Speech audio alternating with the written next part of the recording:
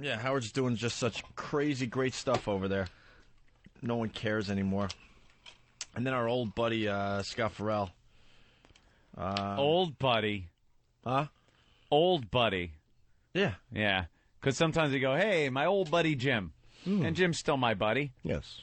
This is the ex-buddy, Ferrall. I think I called him a bloody cunt clot. But how did you mean it? I meant it in a way that is worse than it sounds. What a phony lump of shit this guy is. Well, just a phony. Just some back history. We worked with Scott Ferrall at WNEW in New York. Anthony and I actually got him hired at WNEW. He's a guy that's he's very good. Can't keep his fucking job. You know something? He's good to some people. Some people like him. Some people hate him. I, for one, bit my tongue a lot of times. Just let him, just because you talk fast doesn't mean it's fucking good. If you're into sports, fine. You find him entertaining, great, whatever. I swear to you, there were times I bit my lip here and just like, all right, let him go. He's just on a rambling rant, won't let anyone get a fucking word in edgewise. He's on 20 different subjects, none of them entertaining or funny. And, he was very hit or miss. But out of friendship and loyalty, I wasn't going to blow up the guy's spot or anything like that. Let him go. Some people seem to enjoy him. That's fine.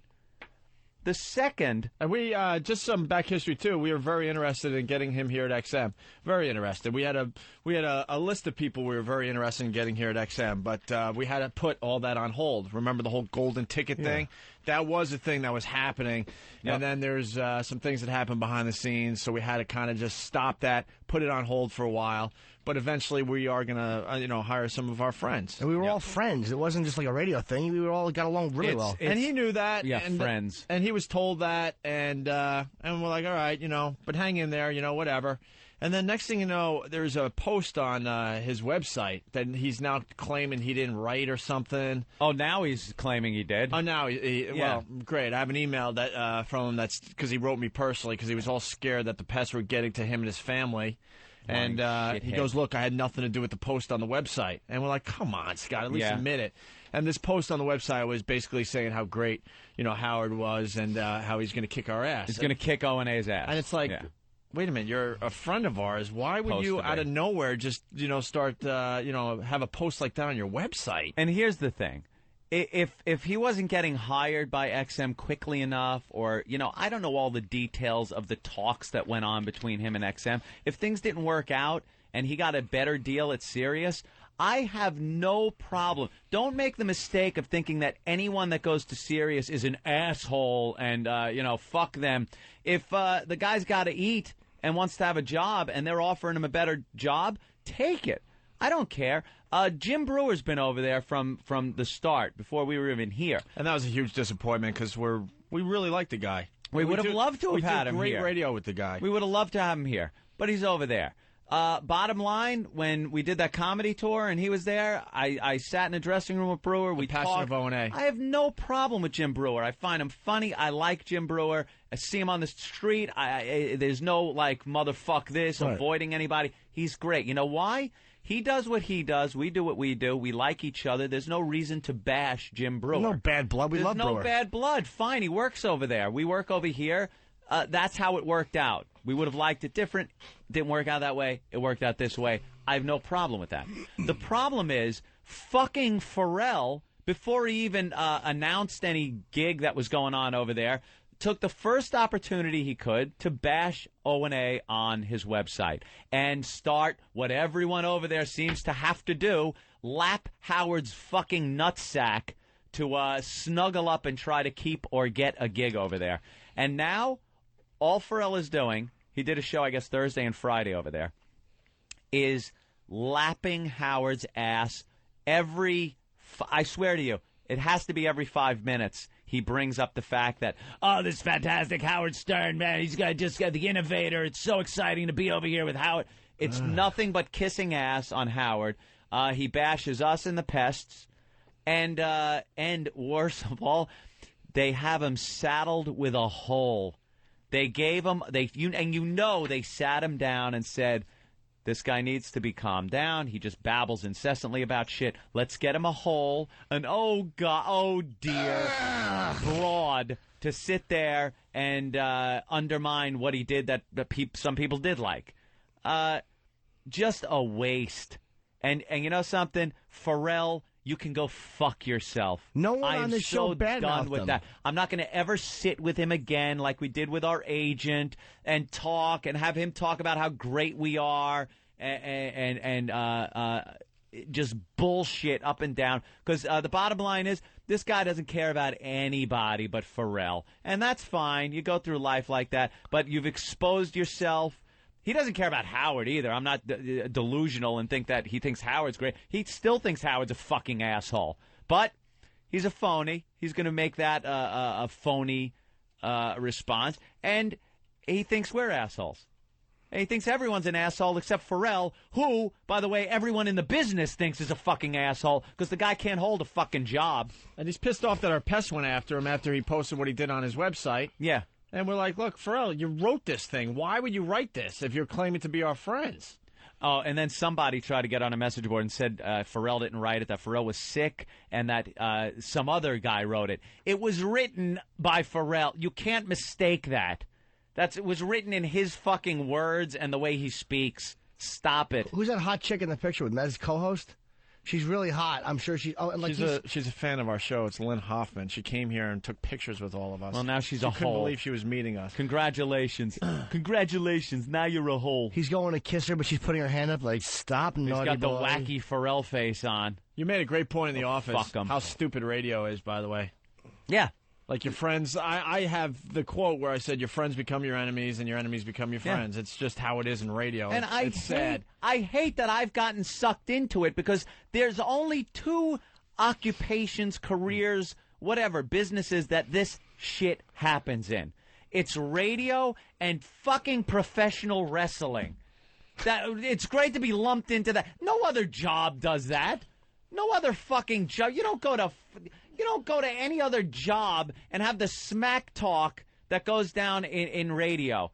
And where one day you walk into a studio and a guy is your friend, and in front of the audience you're talking, he picks up a chair and slams it into your face. Oh, my God! He just hit him with a chair! I can't believe it! Just yesterday they were friends, and now they're the deadliest of enemies. Only radio and fucking wrestling. Yeah. Great company. They all do it when they go over to the Little Doggy Company. Bubba the Love Sponge is an article that came out on him on one of the radio sites, basically saying his dream station would be, Howard Stern, himself, and Opie and Anthony. Yeah. And now we're hacks. And that now would be this, a great. now we're that. Yeah.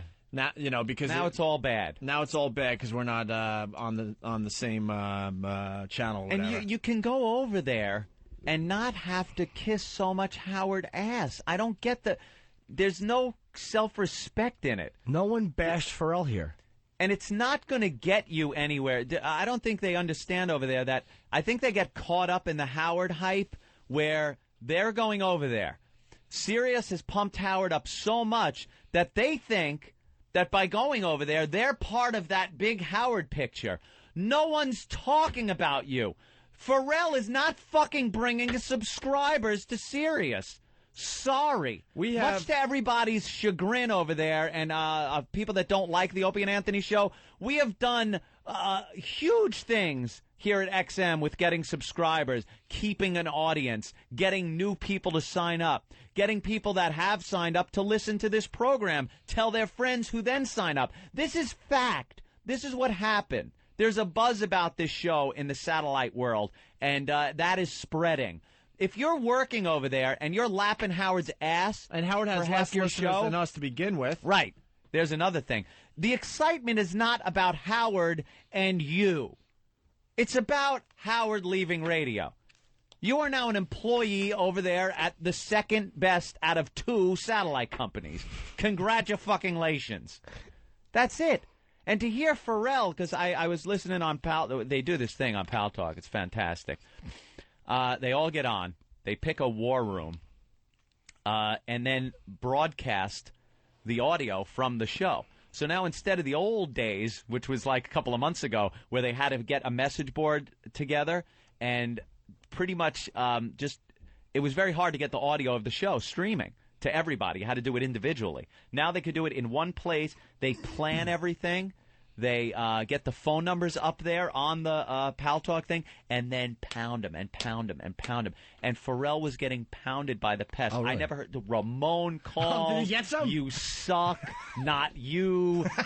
Dude, it was so funny, and he was getting so pissed. He had to he was trying to dump out, and he would run out of dump and have to go to commercial. I'm serious? Yeah. He was dumping out of the pest calling. Dumping and Dumping and out commercials of on the Sirius? the motherfucking pussy wouldn't put our callers on the air. You're uncensored there. You can battle them. They have a No, real he can't. censorship issue over there at the little doggy Yep. company. Is it because there's no XL? Whatever. No, There's Excel, reasons. they don't want to promote Opie There's and reasons. Anthony. There's They don't- reasons. There's reasons. Oh, God. There's reasons. We've been hearing some things. Really? Howard beyond pissed off because they're already censoring him from the top. Yep. There you go. There you go. Let's So say hi to Jeff in Pennsylvania. Ferrall fucko list. Jeff.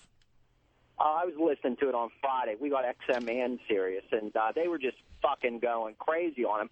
And he, like you said, he was dumping, and that fool couldn't talk, and she couldn't say anything. And somebody called up one time and was playing Emily's My Vagina, and he was completely thrown on the fucking floor. The guy's a goofball, and you're right. He can't keep a common thought. It's just fucking horrible. No, dude, he was going off on so many.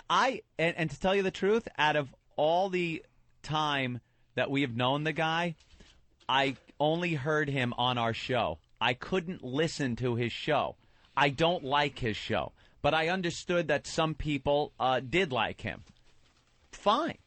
I couldn't stomach him that much. When he would go off and just start rambling, you try to ask him a question or steer him in a direction about a sports story that was going on, and he's off. And, like, you want to have a discussion with the guy, and it's impossible. So they put this hole with him, and she tries to steer him. It doesn't work. It is nothing but this disjointed babble that you can't get a hold of for long enough to enjoy anything. Is she good, though? Does she have some funny things? I couldn't tell. I couldn't even tell if she was just your standard hole or she could be the best fucking thing in radio. With him just,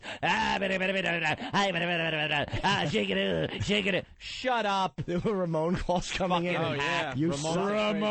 Not you. Yeah. Take this man with throat cancer off the air.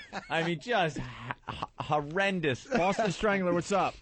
Hey, good morning, boys. Good morning. I just want to let everybody know that the attack is still on for tonight. Oh, it ain't stopping. Oh, no, definitely not. We're going to be back in the Pal Talk War Room at 8 p.m. when the show goes on, and we're going to fucking destroy him. He didn't have to go over there and trash us. Nope. We didn't do anything If to he him. went over he there- posted something on his website, so we called him out on it, like, what's that about? And we even said, call our show so we can work this out. Because then he wrote a few people saying, look, I didn't write it. So I'm like, all right, call the show. Let's talk it out. You know? But I think the pests at this point, they could smell a phony. He didn't have to do that. Now he's going to have to pay for it. And now we're the assholes? Look, you go over there because we couldn't work out a deal. That's fine. That's fine. It's fine. And we would be bummed. But to go over there and the first chance you get is trash us? What's that about?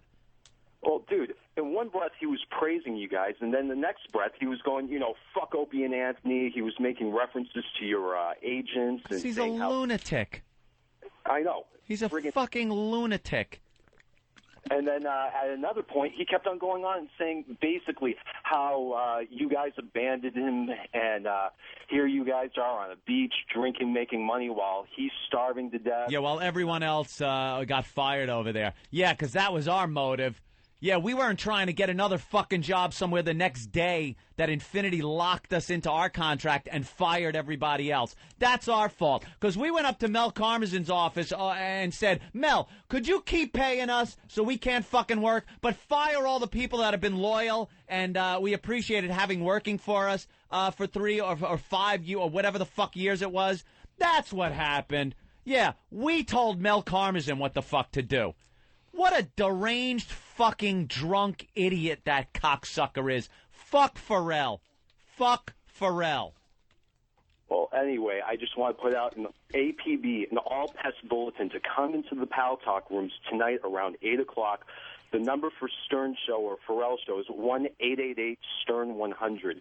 We're going to friggin' destroy him like we did last time. We got, If he's brave enough to take phone calls. Have fun taking calls, Ferrall. Hey, how have do fun. people get get on this Pal Talk, by the way? Because there's a lot of people emailing saying, look, I want to be part of the Pal Talk.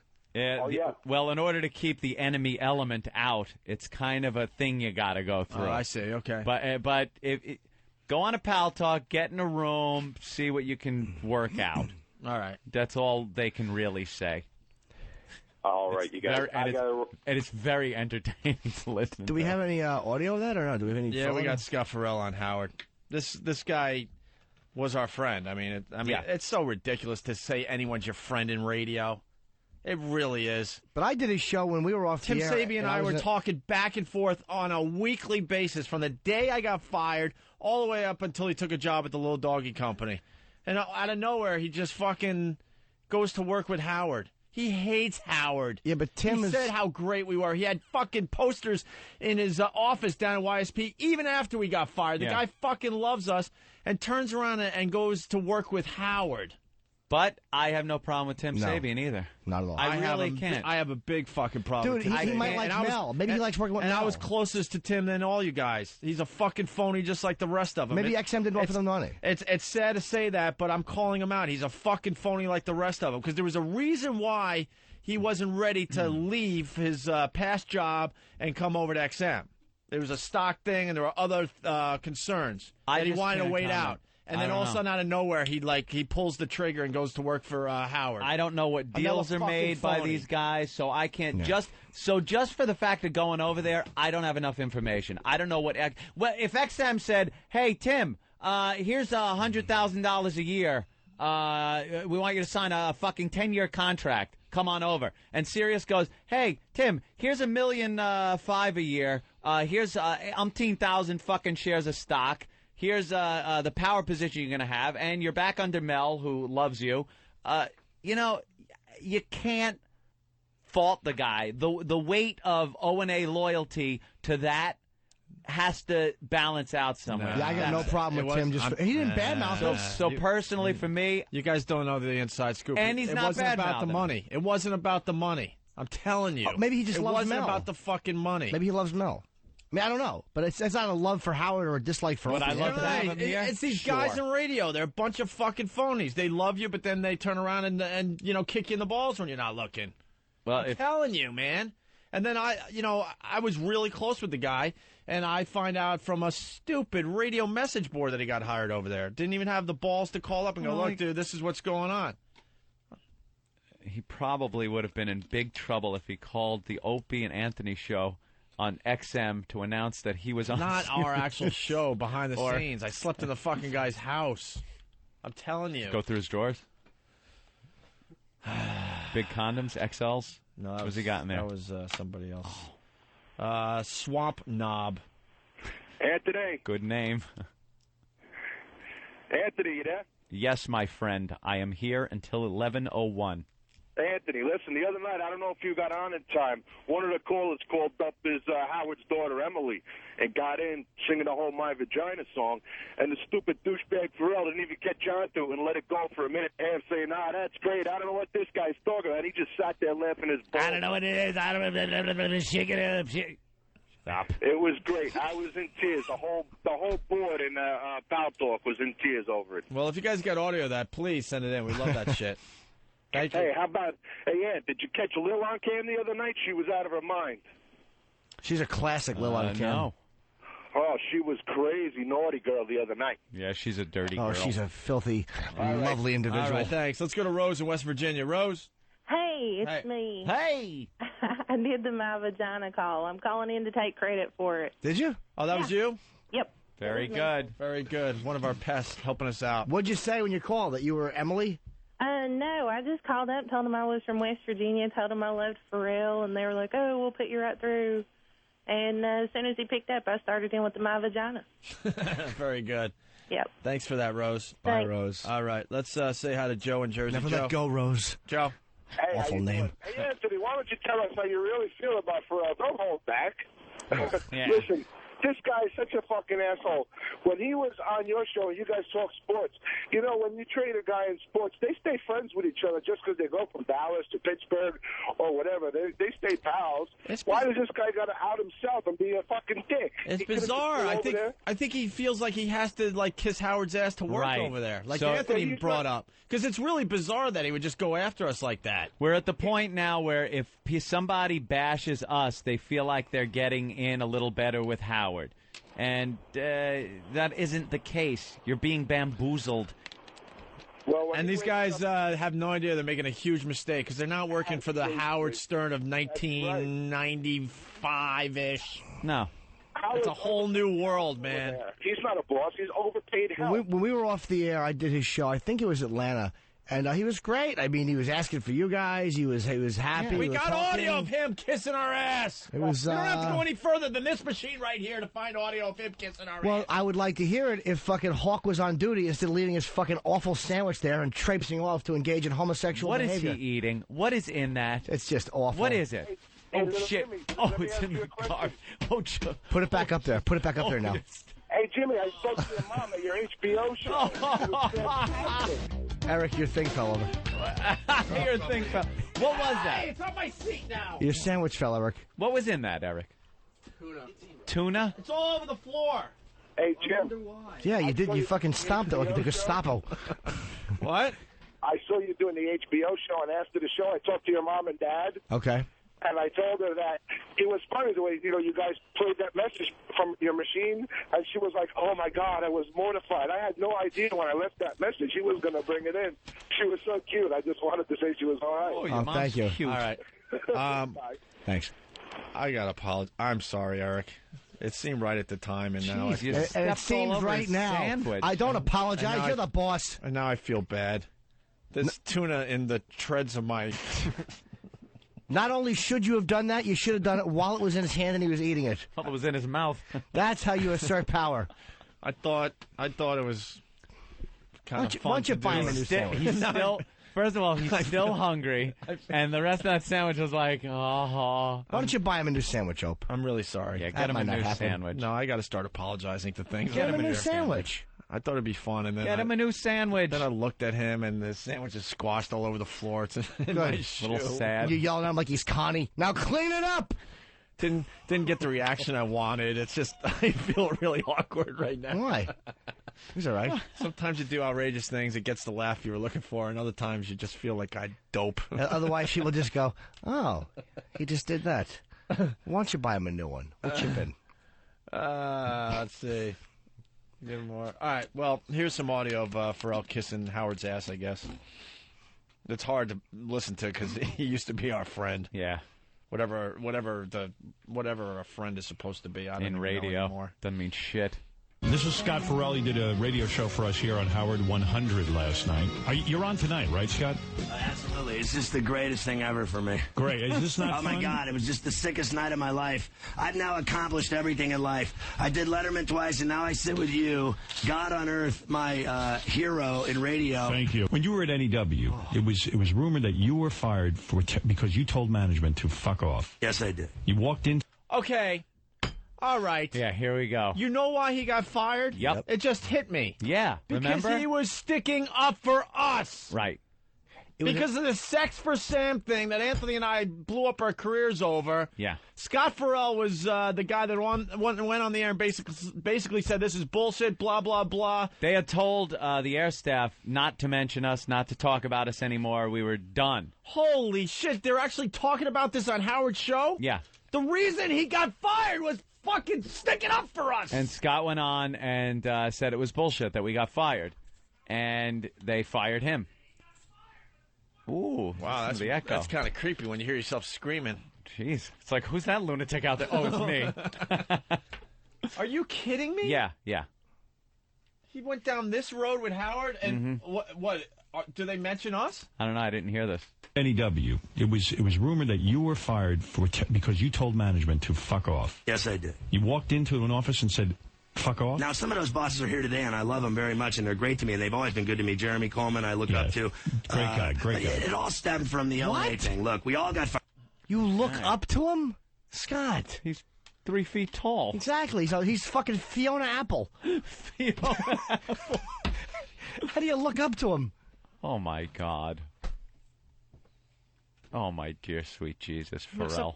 What happened? He looks up to Jeremy. We used to walk all over the guy. He's a nice guy and stuff. Very nice guy. Floor mat, though. He's lupus. How do you look up at him? He's lupus from Bad News Bears. Take care of Jeremy, and then he goes, and you just wait till next year. He was lupus, right? Yeah. Great to me, and they've always been good to me. Jeremy Coleman, I look up to. Great guy. It all stemmed from the O&A thing. Look, we all got fired. 30 of us went down the drain instantaneously in a matter of 3 days. I got nothing out of it. I got, no cause. You're the devil. See you later. Good luck to you. Have fun in Boca, your pad, and stay the F away from us, you miserable. And so I was gone. I went, one day they did the thing in the church, and the next day I'm in bed. I'm fired. I'm laying on a beach in Boca Raton. They call me and tell me I'm whacked. Everything from day one's been so cool. From the parade for the launch. It's great. The shows have been kick-ass. I drive around like a homeless person listening every day. Who does he listen to? He says the same shit about us that he's been driving around listening to us. Both at the same time. One of your phones got you, one's got Howard, blah, blah, blah. Shake it up. Oh, this is embarrassing, Scott. It's embarrassing. He used to fight the same fight we did. He's a phony. Holy crap. He's People are going to see through your shit, buddy. For how real he wants to come off, he's nothing but a phony. People are going to see through your shit, buddy. Did he say bad stuff about you? You didn't have to go down this road. You just go over there and do your gig. Do your gig. It's great. The shows have been kick-ass. I drive around like a homeless person listening every day. He's sincere, it's Howard. Great. I don't usually get off on any shows on radio. I hate everyone. But I'm friends with a lot of people in the business that do shows. I don't think much of any of them, but as friends I do. And I think what you're doing, and always in my life, it's been a kicker for me and laughing. This guy makes me laugh. No one makes me laugh. Well, one of the things... You're a sick fucker. You make me laugh. One of the nice things about this job now is I do get to meet other radio people, and I get to hang out. They're all jealous of you. Well, but I also get to maybe even... I work with everyone that hates you. I know. Everyone that hates you in the last few years. Everyone in the industry. O&A, Manga, they all hate. They all hate. But if you're working, you're working. They're great guys. It's sad when you inspire people and you give them an opening and you say to something, radio can be better, and you pioneer something. Shows are better than all of theirs. That's the problem. Right. They get all flustered. And then, I just like to be around great talent. Like being on that show with Manga, being on with Greg and Anthony all the time was great for me and their audience, and being on today is another experience I'll never forget. See, he can't totally commit, though, right? Yeah, not during that portion. But then when he got on his regular show, oh, God, he really started going off. Scott, you didn't have to go down that road. I feel sorry for you. We're just jealous. Holy shit. That's what it is. It's amazing. It's amazing. Well, we got a picture of the box that's filled with all the old milk. Oh. And it's labeled books, and it's going to go to the new facility with all the other boxes around here. That is going to stink, man. Holy shit. We might get in trouble for that. That's a good one. I got to tell you. Oh, come on. It's a frat prank. Let's go to Chris in Boston. Chris, what's up? Hey, I want to tell little Jimmy, he started talking about how he did that fucker show. He said something along the lines of that hack comic that O&A bring on and try to have him tell jokes was on my show, and I couldn't laugh at him if I had a cocktail an hour or some stupid shit like that. Yeah, that he the whole say that. It just shows desperation. It's the whole thing with no one makes me laugh. I'm friends with radio people, but they don't make me laugh. I don't think of much what they do. But you go, you're crazy. Right. All that right there is just. Why do you have to go that far? This guy just lied, by the way. His genius dig at him was that he should get a haircut. Yes.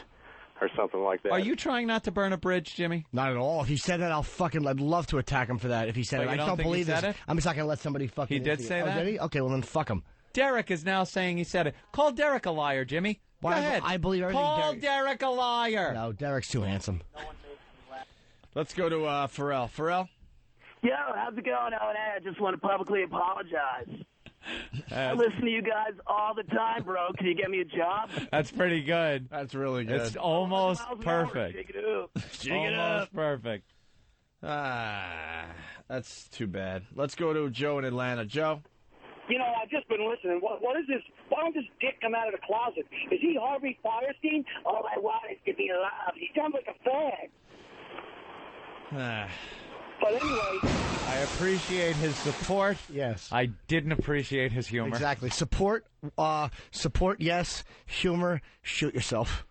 Your support was very good, very good. But the joke itself was ghastly. It's just embarrassing that these guys got to go on Howard's show and kiss his ass like that. All of them have to come in and kiss the ring. That's what's embarrassing. They were all fighting the good fight and just didn't have what it takes to get it done. So like, all right, well, I might as well join him. Kiss his ass. Do what he tells me to do. Yeah. In some strange twist of reality, if this ever happened, we, for some reason, had to go over there. Had to go over to Sirius. No, they would have to build the Berlin Wall again. Yeah, there would have to be a wall. You would not hear us doing this. No. There will be no O&A kissing ass like that. It just wouldn't fucking happen. It couldn't happen. Why do these guys feel like that will put them in the big picture of Howard's career? It's just because you kiss his ass doesn't mean you're going to be written up in the fucking blurb about him. Christ. All right. So there you go. Let's go to Hell's Dignity. Hell's Dignity, what's up? I can't fucking believe this guy. He was just on inviting you guys to ball games. Dude, he was like, when you coming up to play golf? Oh, what an asshole. We went across the street and we had play lunch. golf like that Kennedy kid played it with that girl. That motherfucker. Went across the street for lunch with our agent trying to figure the whole fucking thing out. Last we talked to Scott, we're like, look, Scott, it ain't going to happen right now, but we were trying to get him a spot on our show at least to keep it going. And then, Elo's got to figure out some things behind the scenes, and then something big is going to happen for other shows. Well, it's time for the fucko list. I'm telling you right now, I did nothing. Anthony did nothing. Jimmy did nothing personally. Nothing to this guy. Nothing. All we know is one of our past go, you better check out the Ferrall website because he's trashing you guys. I'm like, what? That's impossible. And then he wrote me a long email on my AOL account. I'll have to bring that in. You should. Where he's, actually saying how great we are in the email, and he was a little scared because the pests were trashing him and his kid and his wife and all that. Let me tell you something. And then he was threatening lawsuits. And I'm like, what are you talking about? I've gotten emails and still get emails from every jock that's been fired since we got fired. I have them. And it's all very nice, very a lot of camaraderie there because people can relate what it's like to get fired when you got a radio gig. And it's so different because you're very cordial to each other, back and forth, talking, regardless of who it is. And then it just snaps. And then fuck you, fuck this. It's worse than fucking washwomen, this gig. Fucking radio. What a bunch of assholes. I just never thought that he was like a fraudulent bootlicker. Yeah. I really never thought that about the guy. I thought he was at least an honest guy. Because he comes off with having more balls than that, I guess, and more independence, dignity, whatever you want to fucking call it. But then there he is, just like bullshitting to Howard. Just like we were bullshitted to by him. Yeah, what's the real deal, Scott? I hope Howard wasn't believing any of that. Not that he cares. What's the real deal, Scott? One thing Scott does is funny is he puts his name where things could be. Like if you call him, it's the Ferrall-A-Phone. Yeah, this girl is about the size of a Ferrall-A-Phone. Philadelphia. That's a good city. That's where they're all backstabbing cunts. Let's go to Joe in Brooklyn. Joe? What's going on, fellas? As you know, here I am, angry again. This motherfucker, he's got some fucking balls. You know what? Who the fuck does he think he is? What did he do? He sent you a fucking email that the pests were attacking his family? Hey, Scott, you made your fucking bed, jerk off, now laying it. You fucking pussy. You don't like it? Don't talk shit. It's simple. Is it hard to understand? He's a fucking pussy. If I catch him in the fucking street, I'd love to fucking slap him across his fucking mouth. Fucking motherless fuck. There's no loyalty, bro. There's none. There's no loyalty in this business whatsoever. I'm finally convinced of it. The shit that I've seen in the last year, I'm just amazed by. Amazed. And I've been doing this a long time, And it's like, you were just on our show kissing our ass and giving us good radio, saying you listen to us all the time, and now you run over there the first chance you get, you kiss Howard's ass and trash us? And we were friends. The last time we went out, we were across the street eating, and I thought I saw Jane Fonda. So the whole breakfast, Ferrall is telling me, no, that's not Jane Fonda. I used to see her every day. Yeah. We were all friends and eating and hanging out. I never fucking badmouthed the guy. Nobody on the show ever badmouthed the guy. What a fucking bootlicker. No? Wasn't he on the show recently? Yes. Yes. Fucking. He's been on our show a bunch of times since we started here. The fucking balls and these fucking people. I can't fucking believe it. I'm sitting here listening. I cannot fucking believe that somebody could fucking be a turncoat like that fucking quick. Yeah, you can in radio. You can in radio. Yep. No problem. All right, boys. Be safe. See you, man. Thank you, Joe. And I was off this show for 26 months, and I had to do a lot of commercial radio around, and I still never once went on an enemy show, and I still never badmouthed this show, which, I mean, pretty obviously. But there's a lot of enemies of this show, so you don't have to fucking go around trashing this show to succeed. You understand what I mean? You don't have to do that in a new job. It's fucking bullshit. Let's go to Mike in Philly. Mike? What's up, guys? Hey. There's another enemy of the show that's going to be in the area, New York area soon. Yeah. You guys haven't brought that up, and I'm just curious what we should do. Dice. Another one. What did we do to these people? Someone explain it to me. Nothing. Someone have an open discussion with me and tell me what we did to these people. The first chance Dice got, he trashed us and said that we were selling hot dogs in the middle of the desert. Yeah. So when he goes from L.A. to Vegas to do his big, huge, gigs, that he stops by and gets a hot dog from us because no one has heard from us. That is funny, though. It's like, what did we do to you, Dice? What did we do to you? Nothing. All right, punch it out, fellas. Thanks. All right. On a lighter note, it's fucking 10 degrees in the studio. It's freezing. We are so hated. So hated. We really are. You know what? It's fine to be hated by your enemies, but to be hated by people that you took into your home and stuff, that's bizarre to me. You know? Yeah. It's bizarre. Like, what do we do to those people? Nothing. I understand the other people that hate us because we go after them, blah, blah, blah. But people that we're actually friends with, drank with, ate with, I slept over, Sabian's house. Dice checked out my place when he was in the city. It's like it was more than just doing radio. And all of a sudden they turn around and they kill you first chance they get. For what? What did we do? Because it's professional fucking wrestling. What did we do? What did I do to Dice? I don't know. What did you do?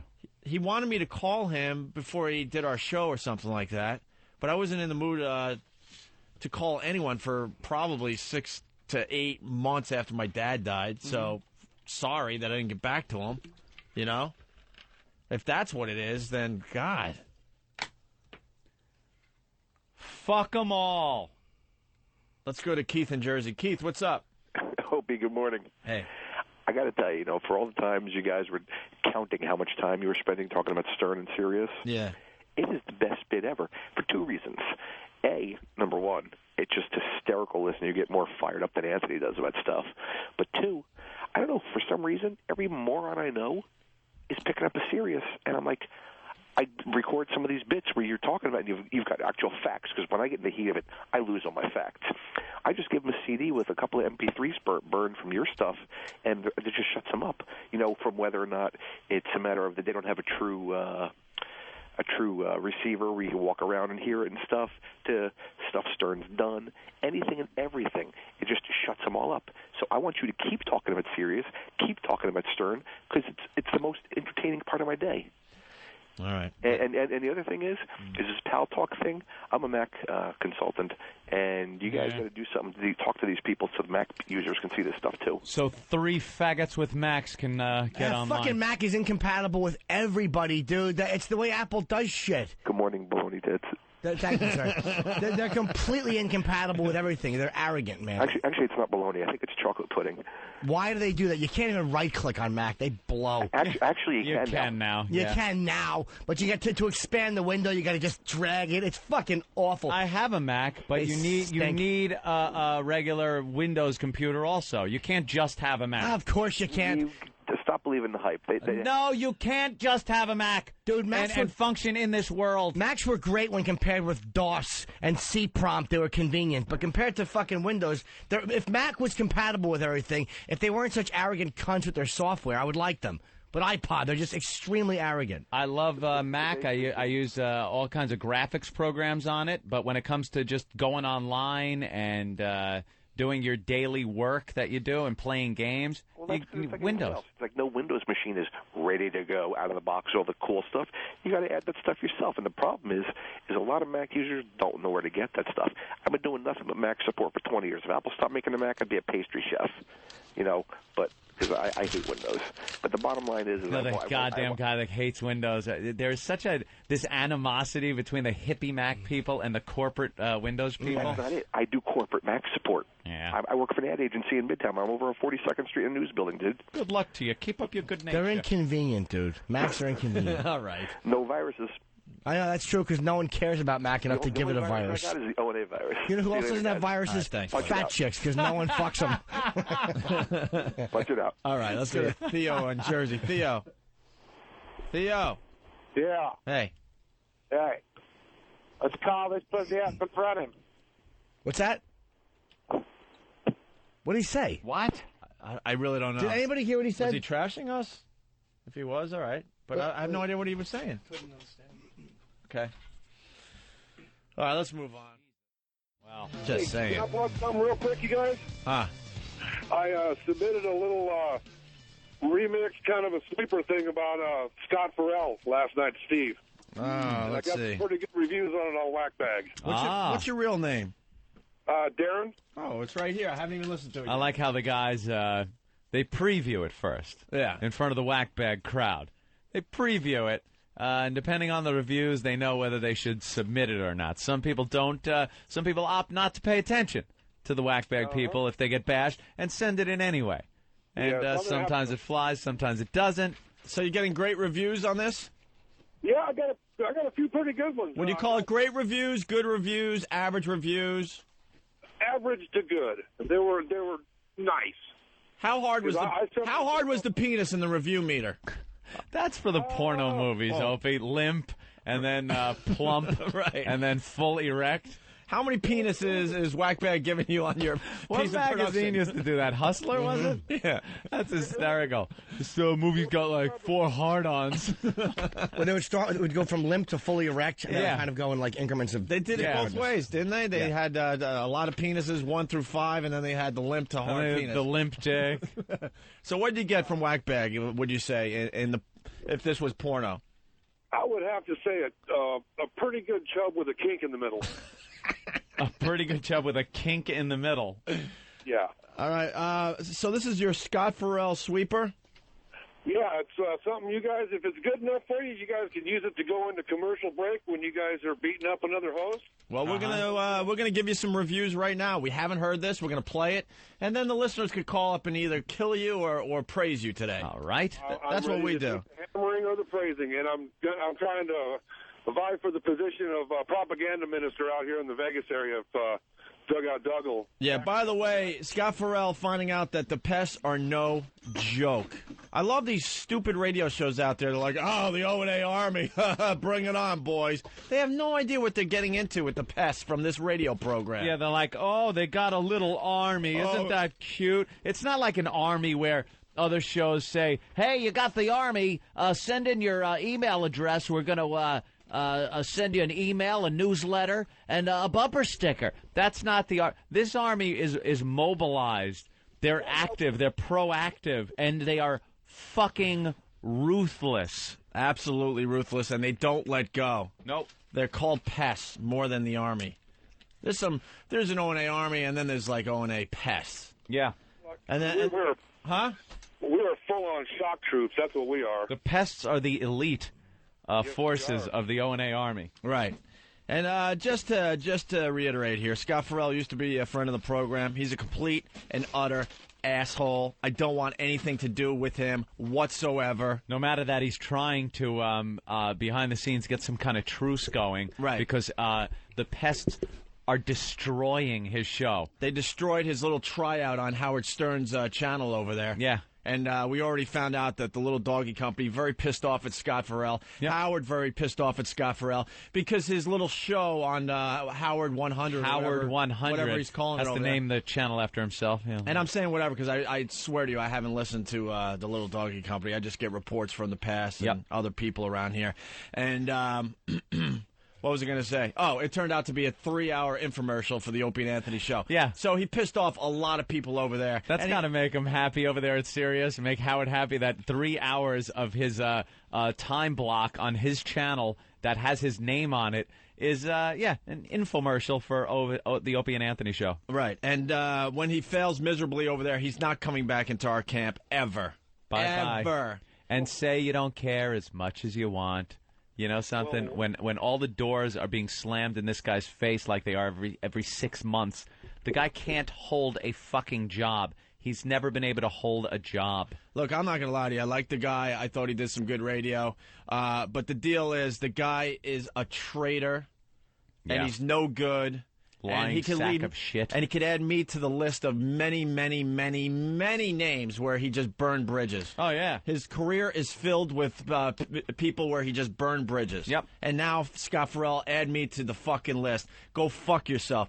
This fucking guy, and let me tell you, because there's rumors about this. I was sitting home the other night, I think it was Monday, watching something faggoty. It was, I think it was Skating with Celebrities or something. Okay. Ooh. How many dicks up? No. I got hooked on that dumb show because I can't believe Bruce Jenner is actually skating. He looks like a Frankenstein out there, and week after week they allow him to continue for some reason. So I'm just I don't know. I'm into this stupid show. It happens. What can I tell you? And all of a sudden my phone rings. And it says something like 699 or 6999. I'm like, what the fuck is this, right? So I answer the phone. It's Scott Ferrall, and it's obvious he's calling me live from the Little Doggy Company. Uh-huh. And I'm like, this guy who claims to be my friend, who had the same agent as us for a long time. We sat and talked. We ate together. He's going to make me part of his fucking radio show and try to make a bit out of this? Yeah. Dude, I lost my fucking mind, and this is what I'm telling you. This is the God's honest truth. We try to deal in honesty on this program. I lost my mind for at least 3 minutes and just beat the shit out of him. Okay? Mm-hmm. And then it turns out that I guess he didn't air the call or he dumped out like crazy and then goes on his show and says, oh, I tried to get Opie on the air, but he didn't want to play. He didn't want anything to do with me or something like that. Yeah. I'm like, I made you look like a little bitch. Like you pussied out or something. Because this is the real deal. I mean, we're talking about real anger here. I'm like, you're going to make me part of a fucking radio bit? Yeah. You fucking cocksucker. I just lost my mind. Yeah. And I got all the facts out, but of course, because they don't deal with real issues over there. Oh, we better dump out of this, or we better not air this because this is too brutal. But the fact is, Scott Ferrall, on his fucking website, I don't give a shit. He's trying to say that someone else wrote it. But Scott Ferrall, on his website, started praising Howard out of nowhere, even though he's been a friend of ours for many years. I helped him get the fucking job at the old joint. Heard him just bash Howard all the time to us. I got him the job at the old joint, or at least helped him out, because I know his history with burning bridges. But I'm like, no, the guy's talented. We got to give him a shot. Yep. And then we became friends, and he ended up getting fired from the old job. And this is the real deal, because he defended Anthony and I. Mm-hmm. Okay? He defended Anthony and I. He couldn't keep his mouth shut. All right? That's fine. All right? So all of a sudden, out of nowhere, he's got this website, and it says, he starts trashing us and saying how great Howard is, and Howard's going to kick our ass. I'm like, where the fuck is this coming from? We were negotiating with the guy to try to get him over here to XM, but because of things that are going on behind the scenes, we had to put all that on hold. That's why some other people that we really like, and you guys have heard on the show, they're in a holding pattern right now. Okay, but we're trying to figure that out. And then next thing you know, he's on Howard's show trashing us, and then starts his own show. It's a little tryout over there, and starts killing us there. So the pest just took him out. That's it. Took him out 2 nights in a row. Out of his game. And it doesn't stop, people. This doesn't stop. The pests go and go and go until you give up. Until you just give up. Or until Howie realizes, this ain't going to work out. Get somebody else in there. Right. And his only defense is like, I didn't write that on my own message board. I'm like, well, Really? Who did then, Scott? It says it's pretty much your website. I mean, Not only that, it was worded like Ferrall. It's like somebody writing, like somebody reading one of Jimmy's blogs, and then saying, "Well, Jimmy didn't write that." You'd know if he wrote it. It sounds like Jimmy. And I'm not a faggot. If I write something on my site, I'm not going to deny it. Well, I'm not a little faggot like that. And here's the deal, man. I mean, there are times there's some things that pop up on our website that I'm like, what? What is that about? And and we immediately take care of the problem. Yeah, take it down, address it. Like he didn't know it was up there for days? Yeah. For days? And then to get on and confirm it by just bashing us. And then he calls me thinking he's got what it takes to take me on. Stop. And then doesn't even have the balls to air the phone call and then make believe that I didn't want any part of him. Are you kidding me, Scott Ferrall? You fucking loser, you fucking liar, you fucking traitor.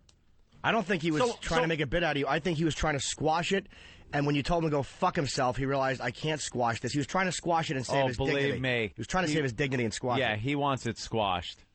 It's affecting his show here. And a note to another old friend, Jeremy Coleman, because he listens every fucking day. Scott Ferrall calls me at home again and tries to make me some part of a fucking radio bit or gives out any of my fucking phone numbers on the show. Everyone's home number gets out on the show. Everyone's. Yeah. Everyone's. And, Jeremy, you know the list of people over there that I know and I have numbers for, including Howard. All of them. Yep. I ain't fucking around. This fucking guy calls me to try to make me a radio bit. Go fuck yourself. And that's the real story. Because people have heard rumors. What? Opie didn't want to... No, I took him on. Trust me. And I made him look stupid. He just chose not on his own show. Not to air that. But he was obviously... like, Jimmy thinks he was trying to squash some. No, this guy was obviously either taping or I was in a long delay and said, all right, I can't go with this. I'm telling you. He might have been taping it. I'm telling you, because I've had conversations with the guy. They don't start off with a blast to the face where I'm like, what the fuck? Oh, and then I realize, I'm like, oh, I'm on the air. All right, you want to play? We're going to play. Yeah. Let's go to Dugout Doug. Doug, what's up? Oh, wait, here it is? Holy shit. Hold on, One of the Doug. senior members of the test. Hold on. Doug, hold on, man. By the way, you guys did a great job. Hold on. So this is what he said on his show, to back it up. You just hung up on me. I can't believe you just called him. That takes a big man to do something like that, you know? They wouldn't have picked up the phone to call. Well, of course not, because they do it on the air, so I called him and said, let's hook up and talk about it. You actually kind of But he doesn't want to talk about it. He wants to have all his little faggot friends stand up for him. Right. He's not man enough to hook up with me and talk about it one-on-one, just the two of us. Well, I've known him for 10 years. I'm cool with him, and he's afraid to meet me in public. Holy shit. First of all, I've only known him for about 4 or 5 years, not 10 years, and I didn't hang up on him. No. He didn't know what the hell to do with this, so he's like, I'll call you later, like just trying to get out of the phone call. He's a fucking faggot. I'll meet you for lunch. Support him and back him. He's afraid to look me in the eye one-on-one and tell me all this shit to my face, and it's true. And so is his little pussy partner, and so is his other little pussy partner. And I've asked him a million times what the deal is, and they want to threaten my wife and son. Oh. What? I'll threaten your... Who the fuck threatened your wife and your son? No one threatened that fucking hole you dump a load into, you drunken fucking junkie. No one cares about your fucking wife and your fucking son. No one cares about them. That's why you're so desperate to get a job, because you're a middle-aged failure and you gotta fucking feed the kid and you gotta put fucking food in her fat mouth. That's why you're sucking dick over there, so you can get a new job, so you can fucking finally act like a responsible adult. Fuck you, you doe-eyed cocksucker traitor. I'll threaten your face right to your face. I'll threaten your up. You know where I am right now. Come on. These fucking phonies that with the threats and I'm going to beat you up. You know, you really should do your research before you start saying shit like that. The tough guy, from what I've heard, he's had his ass kicked for mouthing off more times than I can count. But what is that? I'll meet you outside. You want to have a fucking charity wrestling match? You fucking zoo crew jerk-off? You middle-aged zoo crew jerk-off. Yeah, Bubba the Love Sponge. He's like, I'll meet you in the octagon. Oh, fuck the octagon? No, because continue with your fake, stupid radio with your fake voices, and we'll stay over here and do our real shit. Meet you in the playground. I'll meet you in an octagon. We'll put the gloves on. Will we? We're going to put gloves on. Who's going to tap out? And what, are we going to, raise money for a charity, you faggot? Really, man, before you start threatening us, you really should do your research. Thunder Lips. You wouldn't be threatening, trust me. Thunder Lips and the Italian Stallion. What's up? You know where I am right now. Come on down on your little faggot roller skates. I'll beat your head in. Oh. Come on down right now. I'm here right now. You know where I'm at. Come find me. I call you up. You want to scream and yell on the phone? Call you out. By the way, that is like the bravest thing to ever say because we've been to the Little Doggy Company. They're on the, I think it's close to 50 stories up. Yeah, I'll just go there. I'll go there, Scott, because after 9/11, they just let you up. Yeah. Yeah. There's no security. I'll go right to the security guard down below. I'm here to see Scott Ferrall to punch him in the face. Yeah, we got to beat up Scott. Yeah, one moment, please. As you're in the elevator. Ding, ding, ding, ding, ding, ding. More phony shit. I love these guys. You know where I am. Really? Oh, I'm going to get from the security guy, and he's going to allow me to go 50 stories up to punch you in the face, right? Yeah. That's going to happen, right? Right. We can't even fucking sign into our own building half the time. Just go down there, get on the Ferrall-A-Phone. Come on up. Shut up. Oh, with the word Ferrall and things, it's fuck. When I listen to him trashing the show and me and you guys, I swear to God, I wasn't even that angry. I was fucking embarrassed for him. It's like, that's what you have? I'll come down and I'll fucking put you in a headlock. You fucking cunt. You phony fucking cunt. That's what you are. You're a fucking phony cunt. You don't even have the balls to be honest, man. I'll put you in a... That's your idea of cutting and slicing somebody's Achilles? You fucking Mr. Mom faggot. You're a Mr. Mom. You're a stay-at-home mom. You do your fucking little radio show at night, and then you go home and you fuck your stupid wife, and you change diapers in the morning, and you're still trying to be a rebel wearing a duster like it's 1981. You stink. Gets on the air talking about, chicks, not boozing it up last night. No, you're not. And let me make this perfectly clear. None of us have threatened his wife or his kid. I haven't even talked about him. Who cares about them? I don't care. Cares? It's not my fault. You didn't have the guts to pull out of some stripper you were fucking. Good for you. Now you got a kid. Fuck you. Who cares? Your wife and kid haven't been stabbing us in the back or talking shit about us, so why should we address them? It's you that's the asshole, Ferrall. Yeah, how desperate were you, man? Yeah. I mean, Jim Brewer went over there, and we're still friends. Got no problem with Jim Brewer. He went over there. He thought it was a good opportunity, and he doesn't fucking trash us. He does his show. It's nothing about working for Sirius. And when we see him out and about, yeah, we're friendly. Yeah. We are. Yep. To be honest with you, we don't see him a lot these days, but when we do, there's no problems there. No. And you could have done the same fucking thing, but for some reason you felt like, because now you got the gig over there, you got to trash us on your own fucking website, go on Howard and trash us. Yeah. So now deal with the pest. You thought they were cute. I love these guys. Oh, bring it on. Bring on those two Army members. They got only 2 listeners. It takes one day. You don't want to fuck with the pest. We've been telling you guys this for I don't know, a year or 2 now. It takes a day before they start going, all right, we got to do something about this. It's destroying the show. He has no fucking fans, dude. It was all Opie and Anthony call. I listened to 30 minutes of calls. It was hilarious. Yeah. No fucking... If they're not pre-screen callers, he has no fans. Yep. No one gives a shit about you. No one cares about the rambling guy. No one's listening. No one fucking cares. I call you up, you want to scream and yell on the phone and fight with me on the phone and scream and yell and call me all kinds of names and cuss at me and call me this and that. I'm like, let's just hook up and talk it out and figure. See, he's referring to the phone call there, by the way. You didn't call. But he's referring to the call when he got me on the air. Yep. See? But I didn't want to deal with you. I beat you up pretty good. Yeah. As far as phone calls go, pal. Let's sit down and have lunch and work it out. Talk it out and figure it out. Oh, yeah. That's going to happen. Instead, I get all this gay, stupid radio games that they play. Yeah, but you're just feeding right into it. Millions of The this Hole. stupid faggot. By the way, let me tell you something about The Hole. This, what's her name? Liz or something? Lynn Hoffman. Or Lynn Hoffman. She fucking came here, kissed our ass, and got pictures with all of us. Yeah. That is a fact. Who wants to fucking back me up on She said this? that on the air. Huh? She said that on the air. She said, I went over there to tell those guys that they were great. This is why I hate just about everyone in radio. Because they're a bunch of fucking phonies. There's a reason why we're successful. Because people see that we're trying to do real shit over here. Like, you come up. I think she was trying to get a job or she was just being cool. Steve knows. Sorry, Lynn Hoffman, what's her deal? She was She was one of the replacement morning shows in NEW. After we got fired, right? Correct. Yeah. And then she came up here and got pictures with all of us. What was that about? She's fans of the show or something, right? And she maintained that while she was in it. And she was also hoping that maybe XM or we would hire her. Yeah. But we just don't go down the whole route. No, she was very cool when she came up. No. Huh? Grr. You done? Oh, you got a phone call there, Steve. Stupid. Someone's calling us. No, Steve. she was cool when she Your came up. Ferrall-A-Phone's ringing. It's like telephone boy with Ferrall in it. Fucking faggot. Ugh. You want to wrestle? We'll put on war paint and wrestle. Douchebag. What a fucking douchebag. Listeners attack me. It's fine. Keep calling. You can't stop me. I keep going to the bank. Keep calling. Call all night. Call every night. What? I live for it. Dude, can I please, for 1 second? Here's how you know you're fucking getting your fucking head handed to you by a bunch of callers when you start mentioning how much money you make. When you have to resort to, I'm laughing all the way to the bank, you are getting the dog shit kicked out of you because you have no callers that are supporting you. And that's where you got to go. And Scott, you're being awfully cocky considering you don't even have the gig yet.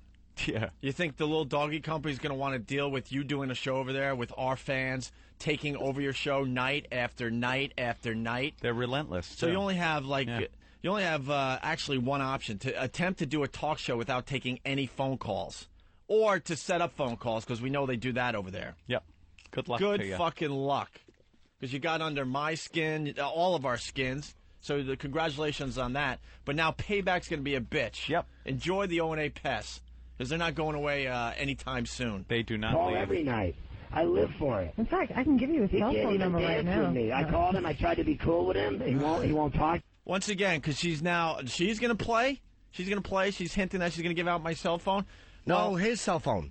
Huh? His was cell that phone. what Yeah. she said? I'll give I gave him your cell phone, meaning Scott's cell phone. I think she's trying to fucking get out of this. I don't think she wants any part of it. No. I think she has a radio gig. She's happy, and she likes you guys, and she's got to deal with this fucking scumbag, and she's panicking. Listen to it again. I could be wrong. It sounds like she's fucking panicking about, she's like trying to be funny, like, hey, I gave out your cell phone number, meaning his. If anyone knows that I'm the real deal, it's Jeremy Coleman. So, Jeremy, if he continues to make me a cute radio bit and call me at home, or he gives out any of my personal info, I see the future. You will be fired for what I do. Yeah. I have everyone's fucking phone numbers. Everyone. But if you want to play that game, then we will play that game. Collected Mark over my the years. fucking word on this. I live for it. In fact, I can give you his He cell can't phone even number right dance now. with me. I called him. I tried to be cool with him. He won't talk to me. He's supposed to scream and yell and call me names. By the way, once again, because he's referring to the phone call. Yeah. He was not, and I'm telling you, he was not trying to be cool. No. He was either taping something for the show or I was on the show and they dumped out. I don't know. I really don't know that part. He went right at me. Not like, hey, dude, it's Scott, look, all awkward. Yeah. You know how if you want to try to work something out with somebody, it's all awkward, like, Yeah, he just hey, came out. No, it was full-on attack. There was nothing about trying to work shit out. He was trying to be cocky, thinking he could take me on, realize, oh, fuck, I'm getting my head handed to me here. I better just hang up, and that's what he did. Yep. Scream and yell and call me names. And I'm like, come down and call me names to my face, tough guy.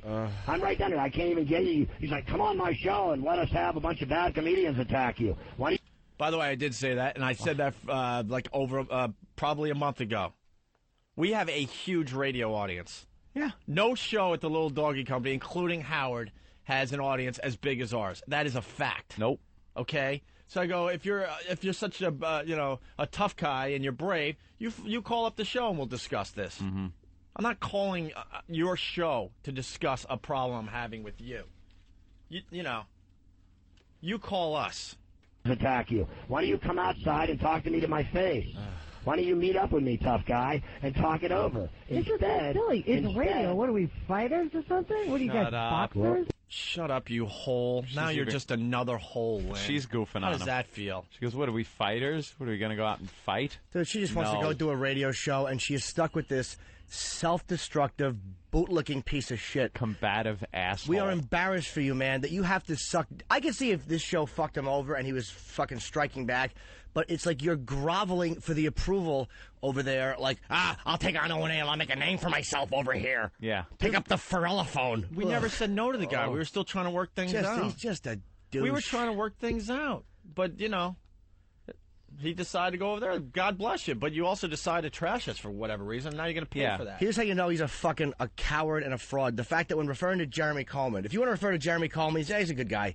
Yeah, when he's on Howard's show, he goes, he's Jeremy Coleman. He's a great guy. I really look up to him. Do you? You look up to him, you fucking phony. Did anyone look up to Jeremy Coleman? He was a good guy, but we walked all over him. Well, no one looks up to him. The whole fucking staff walked all over him. No one looks up to him. It's a fact. Scott, you know that. Jeremy even knows that. Scott's a phony. Everything he says is self-serving. He's trying to make something of himself, and it's usually bullshit. And and there are times he got a bad reputation. What can I tell you? But on this one, I'm telling you, this guy has burned so many bridges, and I'm just throwing my name at the bottom of the list of bridges that Scott Ferrall burned. Yep. It's a known fact in the business. The guy blows himself up all the time. All the time. Because I've had the reputation of blowing myself up. I'm like, really? Really? Look at the Scott Ferrall's career. I look like a saint. Dugout Doug, what's up? Shake it up. What's up, Doug? Sucks ass.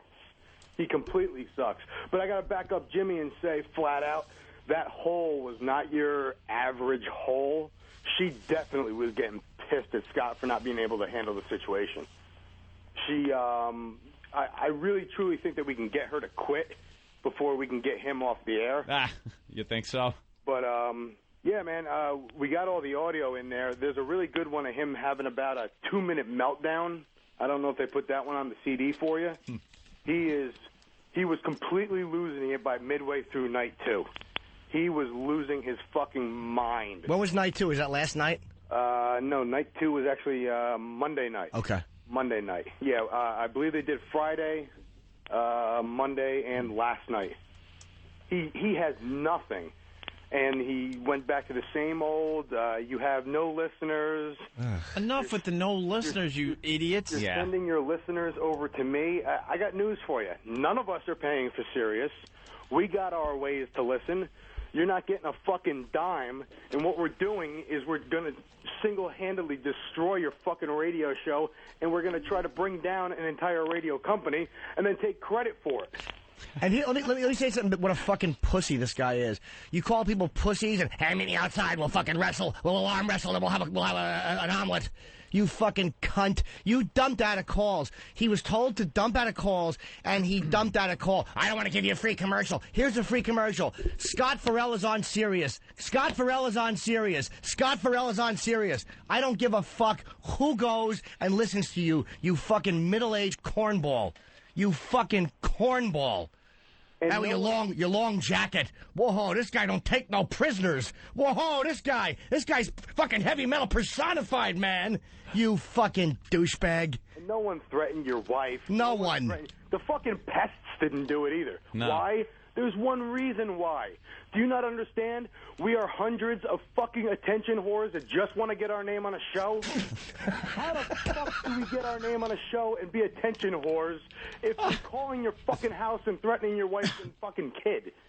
Get over yourself, jackass. And he knows nobody threatened his wife and fucking kid. I feel bad for his wife and kid. She actually has to look at you and go, this is the guy I've chosen to live with. This is the fucking guy, this self-destructive, fucking bridge-burning cunt who dumps out of calls on a satellite radio. Why do you dump on a satellite show? Yeah. You 20-minute take-a-break pussy. It's a fucking commercial radio show. Because they're getting the best of them. I asked them that 2 calls in a row. I wonder if you guys have that on the tape there. Because not only do we call the show, not only do we assault the show, but after the show, we edit the audio into playable chunks on your show.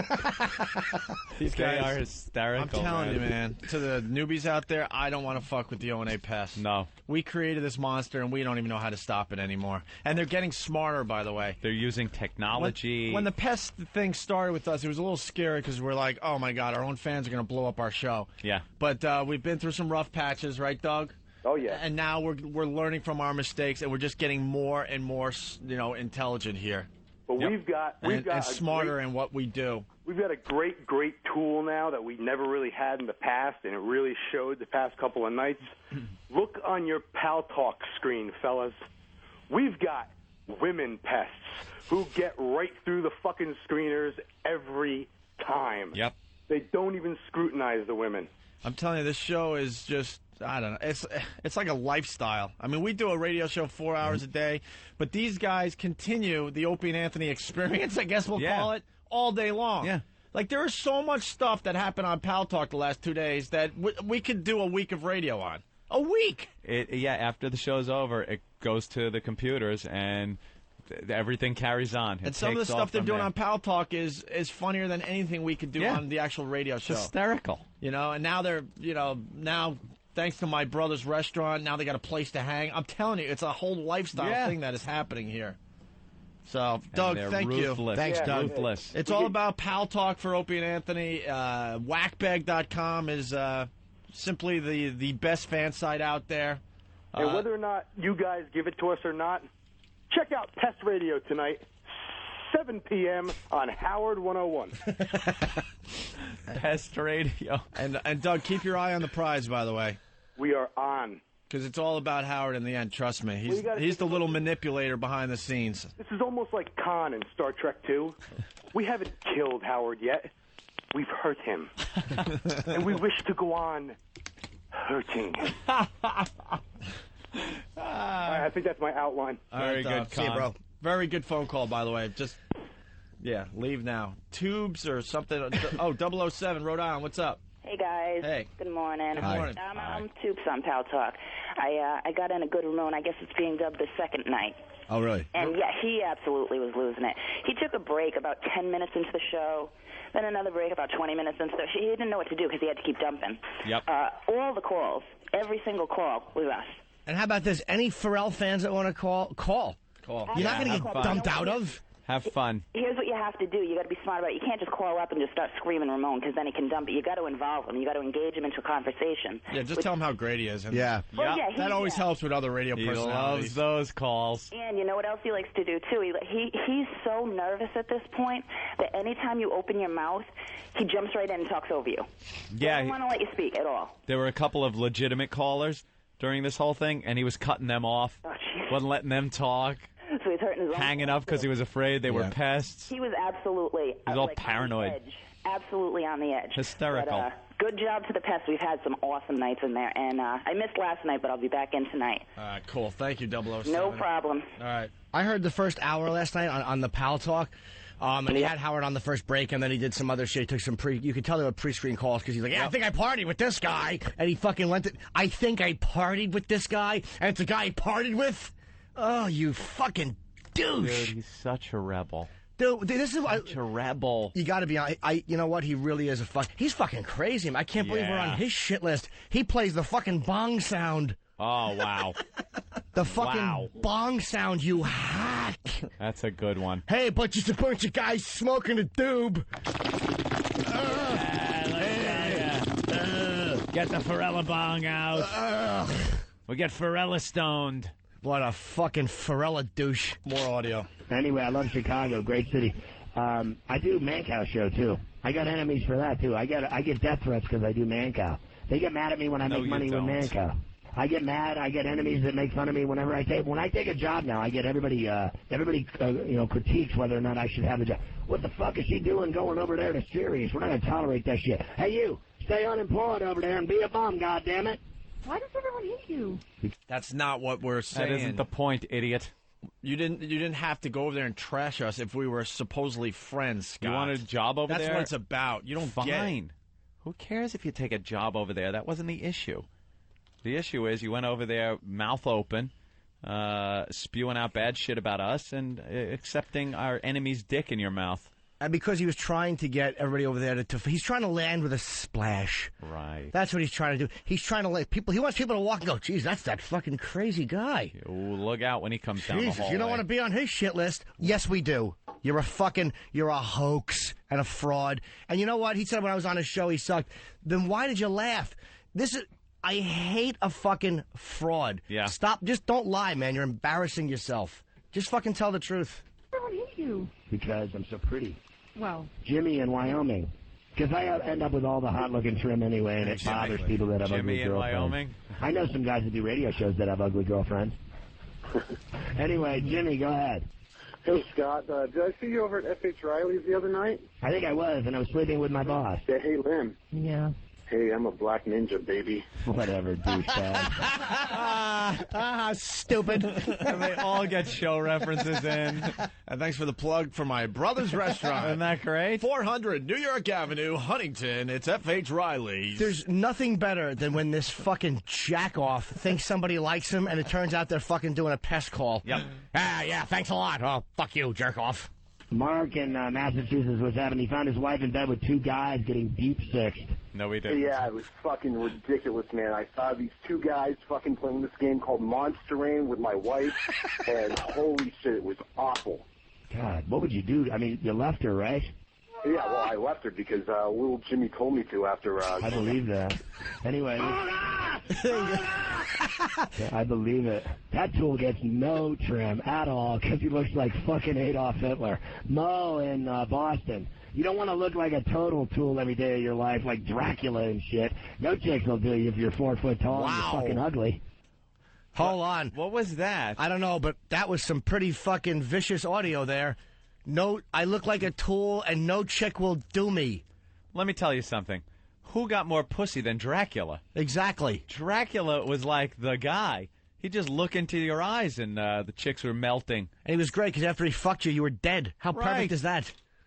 Jesus. 4 foot tall. Oh, no, a short joke? You fucking hack? Play a bong sound. Gonna blow smoke in his face. Hey, Ferrall, listen to you in Joliet, Illinois. Pick up the Ferrall-A-Phone. Ugh. People were saying, you shouldn't give me attention because the pests listen, and hey, they might like the guy. Good. That's always the rule in these kind of things. You don't want to send listeners over there. This is one of those cases where he's just so bad, and a lot of people have pointed out I never would have listened to him if it wasn't for this going on. I listened and realized he's just babbling. If it wasn't for his fast, on fucking meth delivery, he's saying nothing. Nothing. He's babbling like an idiot the whole time. Well, here's where he goes off on Norton. Ugh. Barry in Colorado. Isn't it great when I get them on and they're just such dicks that I still do them and I'm not even trying? I'm like, I do such a cater, but I think I'm gonna yell at you on the radio because I'm a total tool. I'm a total tool. I'm a total tool. Hey, I'm a total dork. I'm a total tool. This is his whole show, by the way. 5 years. I listen to the radio, but I can't get it in because our reception sucks. Oh, wait a minute. That's their reception. That satellite company. Nothing comes in. Sorry. See ya. Oh, dude, that's not me. Yeah. I'm cool. I'm cool. I know you're cool. I'm not going to hurt you. Take the knife back, Lynn. Sorry, man. I got a question for Lynn because I'm used to just hearing Ferrall. I don't know. I mean, you got to calm down. I mean, because if you don't, you're not going to be able to hear him by February 24th and 25th in Albany, Jim Norton. It's so funny. Dude, let me just say this. That dude has become, first of all, he's more funny, if you will, than they are. I've always felt that he's gotten bigger than they have because their show sucks so bad. At least he's doing comedy on TV. Yeah. All right. Well, you know what? Now, wait a minute. I'll now agree You got to give credit where it's due for certain things. Yeah. He's just not being real. He did our show. If he didn't phony, think dude. we were doing good radio, then why were you doing our show? But I thought you sucked as a comedian. He's a phony, dude. This is what annoys me. It's not coming from a real place. No. It's like I wasn't offended by the It was shallow.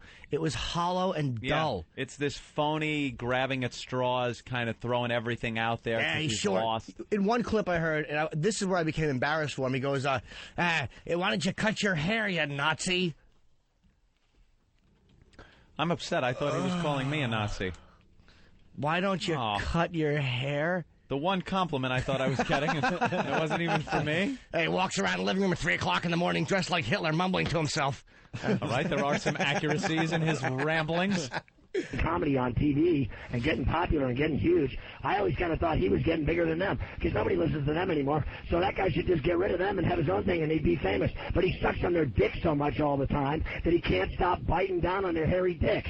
He just sucks the dick so much he's ridden their dicks his whole career. So now he can't separate himself and be funny because he's not funny. So he can't figure out where he's going. So he does the same thing every day. Beats his head into a wall like the kid on the short bus. Wait. Can we stop for let's analyze that. A short bus joke. Yeah. A fucking They're always funny. short bus. Should I take a long walk off a short pier? You fucking That's a good one. middle-aged write that down? hack. Dude, he went from saying you're funny and you're taking off and we suck and you're funnier than us and that's why you're taking off, to you're sucky. Like, we're all in the same fucking breath. Because he's a fucking fraud. And he's a desperate liar. He wants to land with a splash. He's just a lying jerk-off. He's going to get some excitement the next week or two, and then it's going to go away, Scotty. And then what? You burned another fucking bridge, didn't you? How long you think Howie's going to like this? Come on over, little man. I'll beat your ass. You know where I'm at. Find me right now. I get off at 11. Find me right now, tough guy. You know where I'm at, Mr. Tough Guy Comedian. I will beat your 4-foot ass into the ground and leave you laying in a gutter. You know where to find me, you little bitch. Wait. For a minute there. Did he have a cat I sound thought effect? I heard a cat sound effect to go with gutter. His show could not be that fucking bad and hacky that he would play a cat sound effect with gutter. Please tell me I didn't hear that. Yes, I think you did. He's throwing out a real threat and then having silly sound effects behind it. That's cute. And you're at least 4'6". Come on. Hey, no short jokes, guys. Ugh. I'm short. How about my fat tits and my appendix scar? Get to the meat of the issue. I'm a disaster physically. Oh, no, don't make fun of the way I look. Do I have a weak chin, too? Tee-hee-hee. Holy shit, are you a jerk-off? You fucking middle-aged, desperate, junkie motherfucker. Yeah, I am a junkie. I like to party. Ugh. Jason in Minnesota. I'm inviting them to come visit me. I even asked them out on a lunch date. Come on, let's go iron it out. We'll go talk. You guys are a lunch date. You want to have a play date? You faggot. A lunch date. You want to fucking do some finger painting and play with blocks? We'll go get a play date together. A lunch date? What the fuck is a lunch date? Real rock and roller. Let's sit down and have tuna fish and hash this out like men. Yeah. Oh, fuck yourself. No, the last lunch date is still pretty vivid in my head. It was us sitting with our agent and you kissing our ass, trying to get another job, which seems to be your job, trying to get jobs, because you can't keep jobs, because you're an irresponsible drunkard. That's pretty much it. Just a fucking weakling, and that's what's sickening. It's like you're such a fucking weak, self-centered little faggot. Don't try to lash out at everybody else because you can't fucking hold a job. Tough shit. Yeah. You're a fucking baby. Deal with it. And what we did with that whole lunch, I thought I saw Jane Fonda, and he's pointing out like, no, I know what she looks like. So we're all hanging out, we're all friends, and he's just a backstabbing little jerk off. And if you didn't like what we do or what I do, why didn't you say it then when we were across the table? Why wouldn't you? You fucking faggot. Why wouldn't you say it there? Yeah. Like, calm down. We'll thumb wrestle. We'll thumb wrestle and have a salad. Ugh, shut up. Now that sounds like fun, though. What a douche. Pot sound. We'll smoke pot. Bunch of guys smoking doobies. Ugh. 1988. Oh, dude, that fucking... And when he used to be on The Fan, I heard him, and he would play the fucking beer cracking open sound. Hey, that's a good one now, Jimmy. Pour me a beer, and we'd go... And then you'd hear glug, like... Glug, glug, glug, glug, glug. You know, just a bunch of boys having brew... Oh, yeah, there it is. Pouring a little beer here. And that makes good radio, I guess. Dude, it's just that fucking boys club... nonsense. Any girl that gets on the air is like, yeah, baby, let me, yeah, you're so hot. I was with some chick last night. No, you weren't. Shut up. That's right. You were fucking scooping diapers out like pudding. Right. Mr. Mom. That's what you were doing. You were cleaning shit out of a diaper. Heavy metal.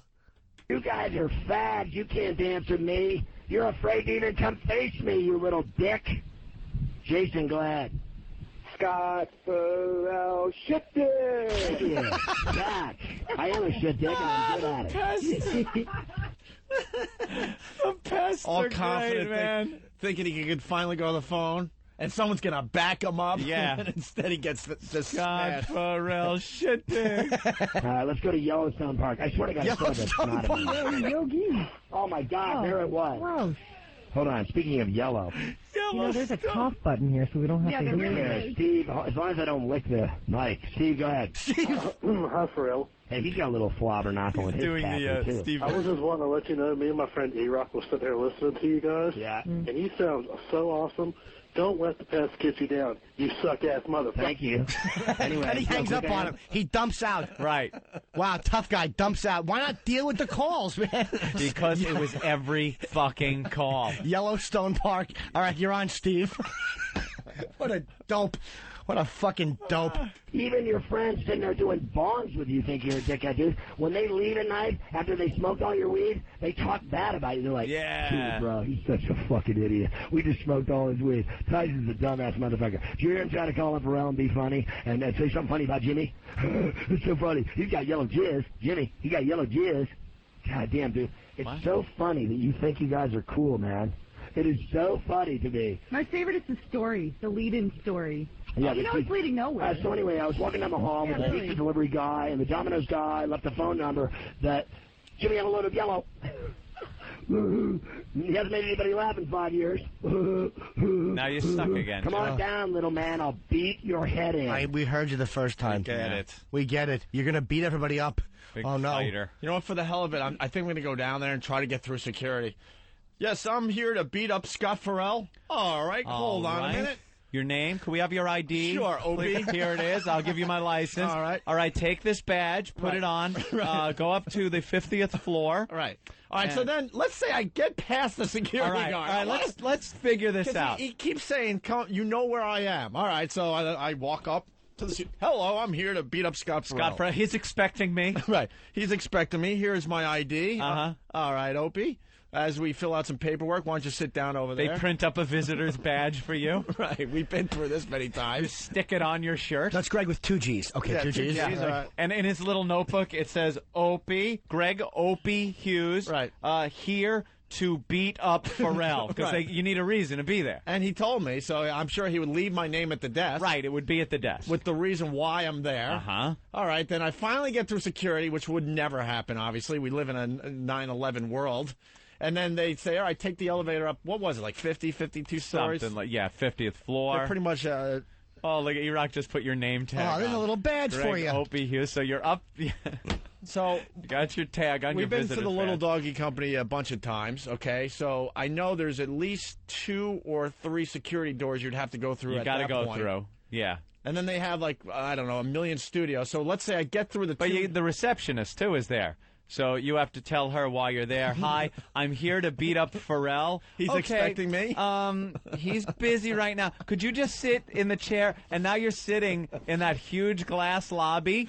Right. You're sitting there in a chair with your name tag on, just looking around, waiting. Just whistling to myself. Yeah. And then what does a show producer come up first? Hi, how are you? My name's Bob. Right. You're Opie? Maybe maybe they'll offer me a cup of coffee. You or want something. some coffee or some water? No, that's okay. All right. Well, we're just trying to get one of the conference rooms set up for the fight. So if you could just sit a couple of minutes. What These a idiots. jackass! Idiots. Come on up. You know where I am. Yes, behind 18 locked doors. Right. Josh in Ohio, go ahead. Stupid. Hey, what's up, man? I think I'd call my girlfriend on the other line and breaking up with her for you, man. I think that's great, You dude. think I should try it, dude? I think you should try to call her up. Ramon! What? Ramon. You into the phone? What?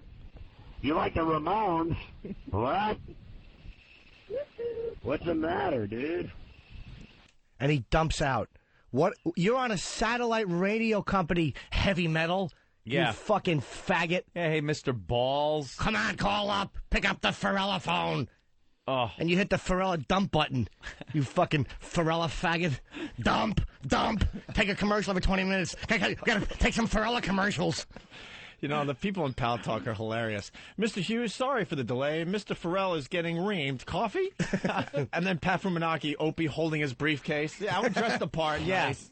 In a suit and tie. Suit and tie, That's briefcase. Right. Open it with his brass knuckles in it for the big duel. Right. You're gonna duke it out. Come on down. I'll give you a knuckle sandwich. Oh, shut up.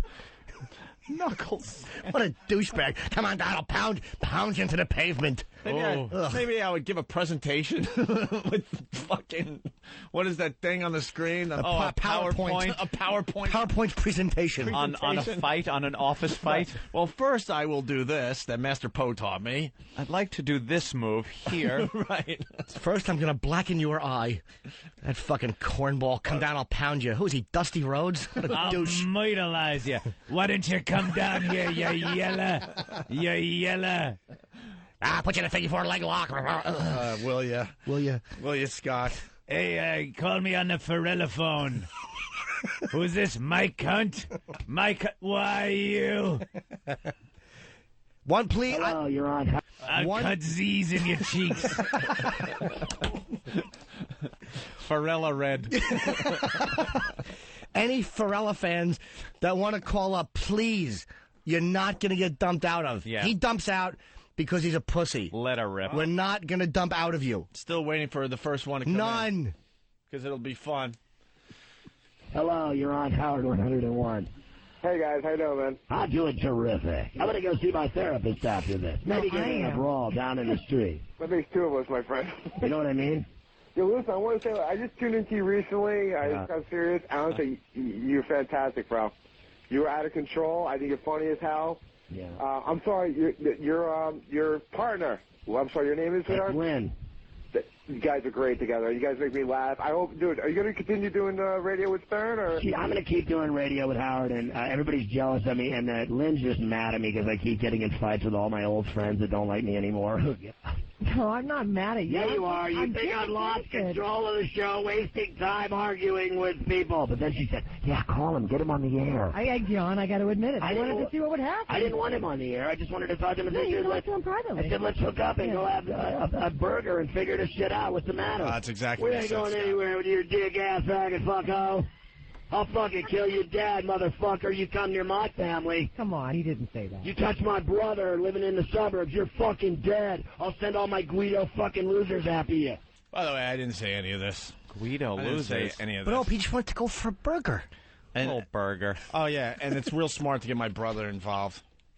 My brother that doesn't leave his house and just trains in his basement, waiting for the day that he could finally kill somebody. That's real smart, Scott. You think he'll make it through security smart. over there, your brother? Do you know when Mancow did his bullshit with us that I actually had to talk this is a true story. I had to sit my brother down and go, you cannot fly to Chicago and beat up Mancow. I actually had this conversation with my brother. You know something? For all the bullshit you hear, these fights, these physical fights, never materialize. Radio people are pussies. It doesn't happen. You don't get them. You get in a situation where all of a sudden you're at a function and you see these people, they just avoid each other. Bunch of fucking faggots. It would just, I hate his fat. You know what, Ferrall's, his whole show sounds like the disclaimer at the end of a car commercial. That's what you do. You're the fucking FedEx Only commercial. less interesting. I talk real fast. Like, that's intriguing? You're not some rambling genius. You're just a fucking self-centered cock who can't let anybody else get a word in, and you're not that interesting. Radio. I'll send all my Guido fucking losers after you. Here's my dick on your lip. How's that taste? Whatever. I could care less what you think of fucking me. I'm nasty. Don't fucking come near me. Yeah, look out. Don't get on his bad side. He's wild. Why don't you dip a stick in AIDS and fuck your mother with it? Why don't you do that, you silly goose? Hello. Good evening. How's it going, Scotty? It's going terrific. Bless all of you. Not much. I want my son to swear for you. That's terrific. Let's get all the children swearing. How is he? How old is your son? He's 4 years old. All right, what does he want to say to me? Uncle Eddie, can you say fuckeatabullet.com? Whatever, Are dude. you kidding me? There are people that sick that they're putting their kids in Guess what we're going to do? We're going to teach our kids to be losers, just like the radio host. Oh, come on. Oh, come on. Oh, she's starting the whole lines, huh? You hear that? Yeah. Oh, come on. Come on. That was a whole line. Come on. Whole line. Oh, you. Oh. Someone's suggesting Jimmy is like Dracula because there is a trading of bodily fluids and then the woman dies. Hey, guys, am I really taller than 4 feet? That really hit an insecurity button. Yeah. It's okay, Jimmy. Oh, God, are you a jerk off? We're trying to move through this, trust me. I want to spend all day on it. He's like, There was so many pests that got through. It was great. Dude, I don't even know. I got like 40 some odd tracks in front of me. Yeah. We're trying to just play some of the better ones. Matt in Atlanta, go ahead. Shake it up. Shake it up. Everybody's doing it. They just won't admit it. You're a fucko. Guys, the last time I heard from you was years on 96 Rock here in Atlanta. You're a fucko. And let me tell you, it is just great to hear you back on the air. Red rum, bucko. Red rum, bucko. He's having a hard day. Yellow discharge. Yellow, there goes my tooth. Bucko, yellow tooth. I'm a Nazi. I'm a Nazi. Red rum, red rum. What? Wait, I don't even understand that, and I'm trying really hard. What was he doing there? What he was doing was expressing frustration that he lost control of his shitty radio show, and that he had no fans to call in and back him. The pests are running the show. The pests, the O&A pests, have are taken running over your show. The show, and now they run your show. And now they're running our show because now we got to give them props so they continue being our pests. See, yes. See how scary this whole thing is. We have a lot of things to talk about today, but we have to give props to the pests, or they're going to turn on us. This is how it works. We don't control these guys anymore. I want to be talking about Dick Cheney and how the vice president pretty much killed somebody. Well, but we have to start with this. I don't think the guy he shot would like to hear your report. What's his name, Menino? I said pretty much. The guy's still alive, but come on, man. Yeah. We'll get into that story in a little while. Because he got peppered. Because that's what happens when you shoot a fucking shotgun. Allergic to pepper. Is there any place you haven't been? Remember the fight I told you got the shit beat out of me at the pizza place in Atlanta and I got mugged and mugged? Yes. I have apparently fixed the relationship. Remember the guy called to get the pizza? I tried to fix that fight. And I've tried to fix this fight. Just like, let's hook up and talk it out. I'm not a dick. Well, you think I'm a dick because all of your tool friends read too many blogs. I don't even control my blog. I don't even write on it. I don't even go on it. I swear to God, I got a ton of people doing it. Even Orf was doing it. Right. I mean, everybody does it. I got 20 people working on it. Everything I say on my website is religious gold.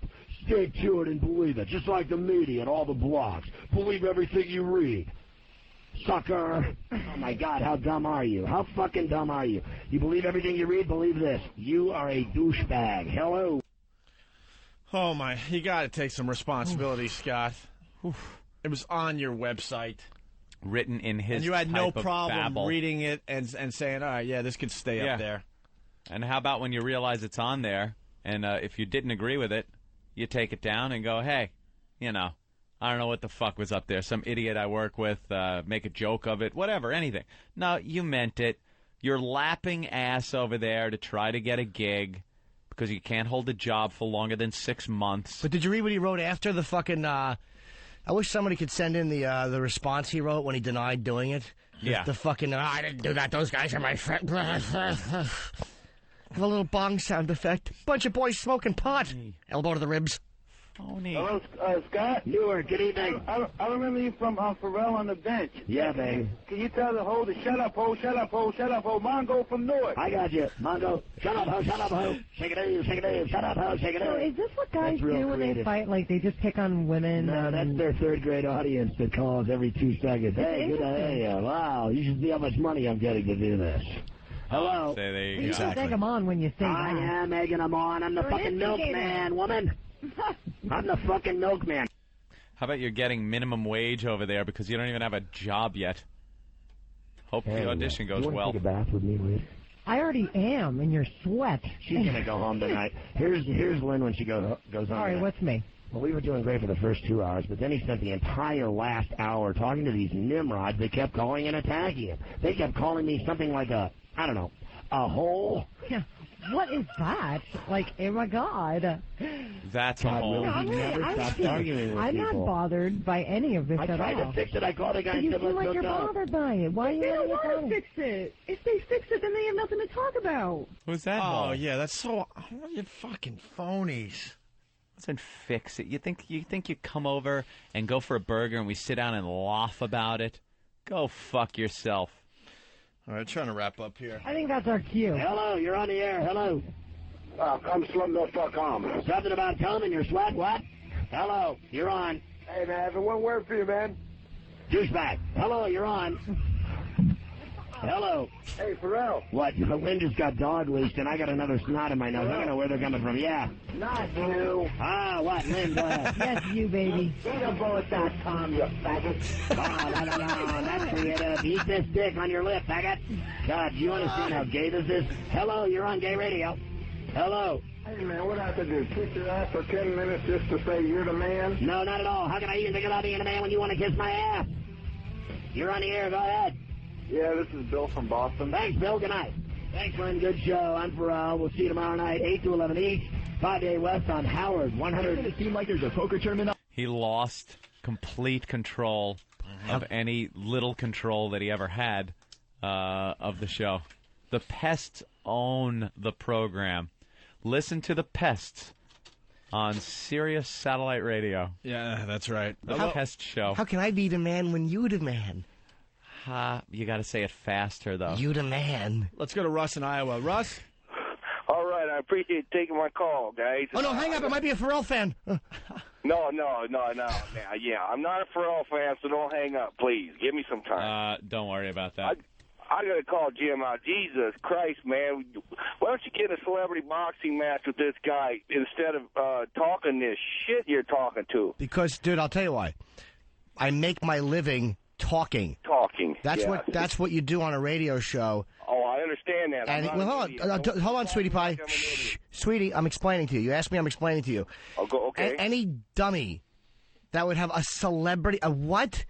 Maybe the girl could come and we could have a battle of the sexes, Family Feud type thing. Well, listen, the way you're talking, man. How do you walk through the streets without somebody knocking the shit out of you, man? Why would they? For what?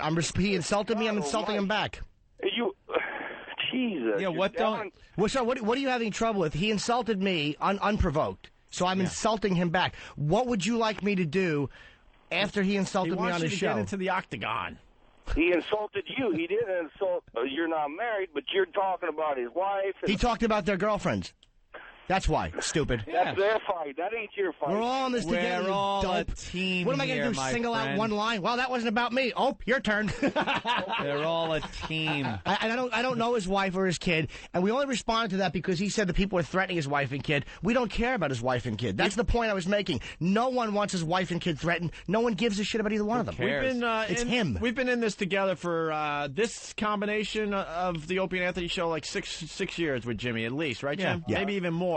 Scott Ferrall has had probably 10 to 12 different versions of his show since then because he can't hold a job down. I think we know what we're doing here, Russ. Care about his wife and kid. He's a bigger danger to his wife and kid than anybody else that's making these alleged threats. Come home after a bottle of Jameson and roll over on your infant. Jesus Christ, you drunk. So to answer your question, that's why. And I really don't care about his wife and kid. I don't go after somebody's family, but he mentioned them and said that people are threatening them. Dude, no one was threatening them. Please stop it. Didn't come from me. Ever. So this is from Darren, I guess, finally from Whackbag, the sweeper. Uh-huh. Initiating satellite scan.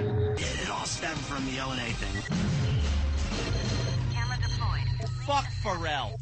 Fuck Ferrall. Holy shit, they're actually talking about this on Howard's show? Yeah. Satellite coming down. Everyone in the industry. O&A, man. For the fucko left. They have told the air staff not to mention us, not to talk about us anymore. We were done. You know? But I think the press at this point, they could smell a phony. Hey, good morning, boys. Good morning. I want to let everybody know that the attack is still on for tonight. Have fun taking calls, Ferrall. Ramon. Not you. Yeah. Take this man with throat cancer off the air. Hey, let's go to Rose in West Virginia. Rose. Hey, it's me. Hey. I did the My Vagina call. I'm calling in to take credit for it. Did you? Oh, that was you? Yep. Very good. Very good. One of our pests helping us out.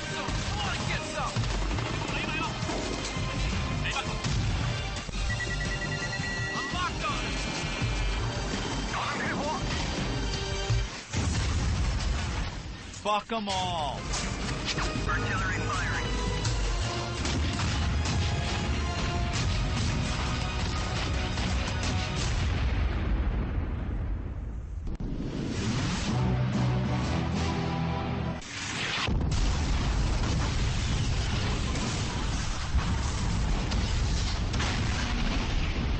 So you get nothing. You lose. Good day, sir. Goes on forever. Jesus. Welcome to duty. It's an epic. It's an epic from Darren from Whackbag. There you go. That got rave reviews on Whackbag? No. They must have been tired. I would give it a semi hard on. Would you? Going back to the first Really? hour I'd of give the it show. slightly plump. I'd give it a fucking cold shower dick after a beating. Let's go to Ramon in Canada. Ramon. Boys, you guys fucking destroyed his show, by the way. Well, that's what we're hearing. It's the pest. I used to be a awful serious subscriber up here in Canada. Got XM. XM is far better. And one thing, this is for God, I'm fucking nervous. Jimmy, how come you and Florentine can coexist and these awful radio guys can't? Because I'll tell you, because Jimmy doesn't even have to say this. Florentine is a stand-up guy. Florentine is a real guy, an honest guy. Florentine was part of the Opie and Anthony show back in the day, okay? We didn't have room for Florentine, unfortunately, okay? So he does stuff for Howard, but he doesn't go on there and trash us. Yep. He's the real deal. That's what we're trying to say here today. People have this misconception that if you do Howard's show or if you work over at Sirius, that we automatically hate you. And that's what Ferrall was trying to say. The reason that we started bashing him was that he got a job over there. It's not the case. Have a job. Have a career. Who are we to say, no, you're not supposed to work there? It's not the case. The case is going over there and then turning on people that were supposed to be your friends and bashing them to try to get a little inside with your new fucking boss. Yeah, and I take friendship very seriously. I don't have many friends in my real life because I take it very seriously. And I made the mistake of making a lot of friends in radio and realized that was just horse shit. Right. Absolute horse shit. Opie, keep your friends to 2-inch by 2-inch cubes on a computer screen. Little squares. Oh, look at my friends. That's right. I can see them, but if I want to get out of this, I press that button, boom, my friends disappear off the screen. But before Jimmy said anything, I want to get that in there. I love Florentine. I see him out in the comedy clubs all the time. There's no problem between us and Florentine. Unfortunately, I would love to have him on this radio show. We just didn't have room back when it was all kind of developing and coming together. And he's talented enough that he should be doing something on the radio. And Howard picked him up, and he's on there every once in a while, and he does a great job for Howard. That's the deal, man. Florentine got me my first paid gig in comedy. He's a real friend. He's not a showbiz friend. And there's a lot of guys in radio, I guess, like these guys are my real friends, but I would have very few friends in radio. Comics don't really stab each other like that, I think, because we interact a lot more than radio guys, too. Like, I see these guys, we go on the road together, whereas radio guys will fucking meet once and then just hear each other, and there's no interaction, there's no real... It's tougher, man. Make no mistake about it. If Ferrall went over there and he got a gig and he didn't say anything bad about us, so be it. Yeah, but fine. He decided to take shots at us when supposedly we were friends, had the same agent, went out to eat here and there. You know, he invited me to play golf, and it's a true fact. I helped him get the gig at NEW because, he burned so many bridges in the past. They were a little shaky with it. And we're like, come on, man, let's give him a shot. He knows all that. Mm-hmm. And then to turn around and then trash us like that's the problem we're having here. And I liked, on a personal level, I liked him. I always liked the guy. I never had a problem with Ferrall. I thought he was a nice dude. I did a show in Atlanta. It was like there was no animosity at all. And apparently you weren't funny. It was just an awful guy to interview, and I didn't even care. We hung for 25 minutes. It was actually a fun hang. It's like this. It's like then to come back dishonestly. Yeah. It's like, dude, I tell the truth. You're not being truthful. That's why I'm embarrassed for him. It's like you're groveling, trying to make a splash. Contradicts himself in the same sentence. It's embarrassing. So just be honest, man. Stop being such a radio hack phony. We lost Brewer, but he didn't go over there and start trashing us. Nope. No. He loves doing radio with us. We think he's one of the funniest guys out there, but it just didn't work out. Didn't work out. We were fighting for him, but he decided that whatever. But and who are we to be pissed at somebody because a deal didn't work out with the company we work for? Right. Like, I don't know what goes on behind the scenes. I don't know why Ferrall didn't get hired by XM, and is it serious? I don't know the behind the scenes dealings of this. So who am I to say, oh, this guy's a fucking asshole for not taking XM? Maybe XM offered him less money. Maybe Sirius offered him a much better deal. I don't know that.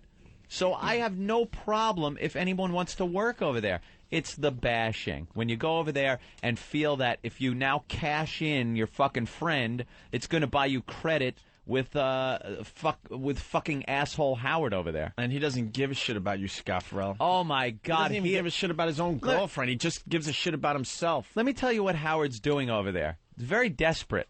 There's 2 channels, 24 hours a day, that he is responsible for filling up.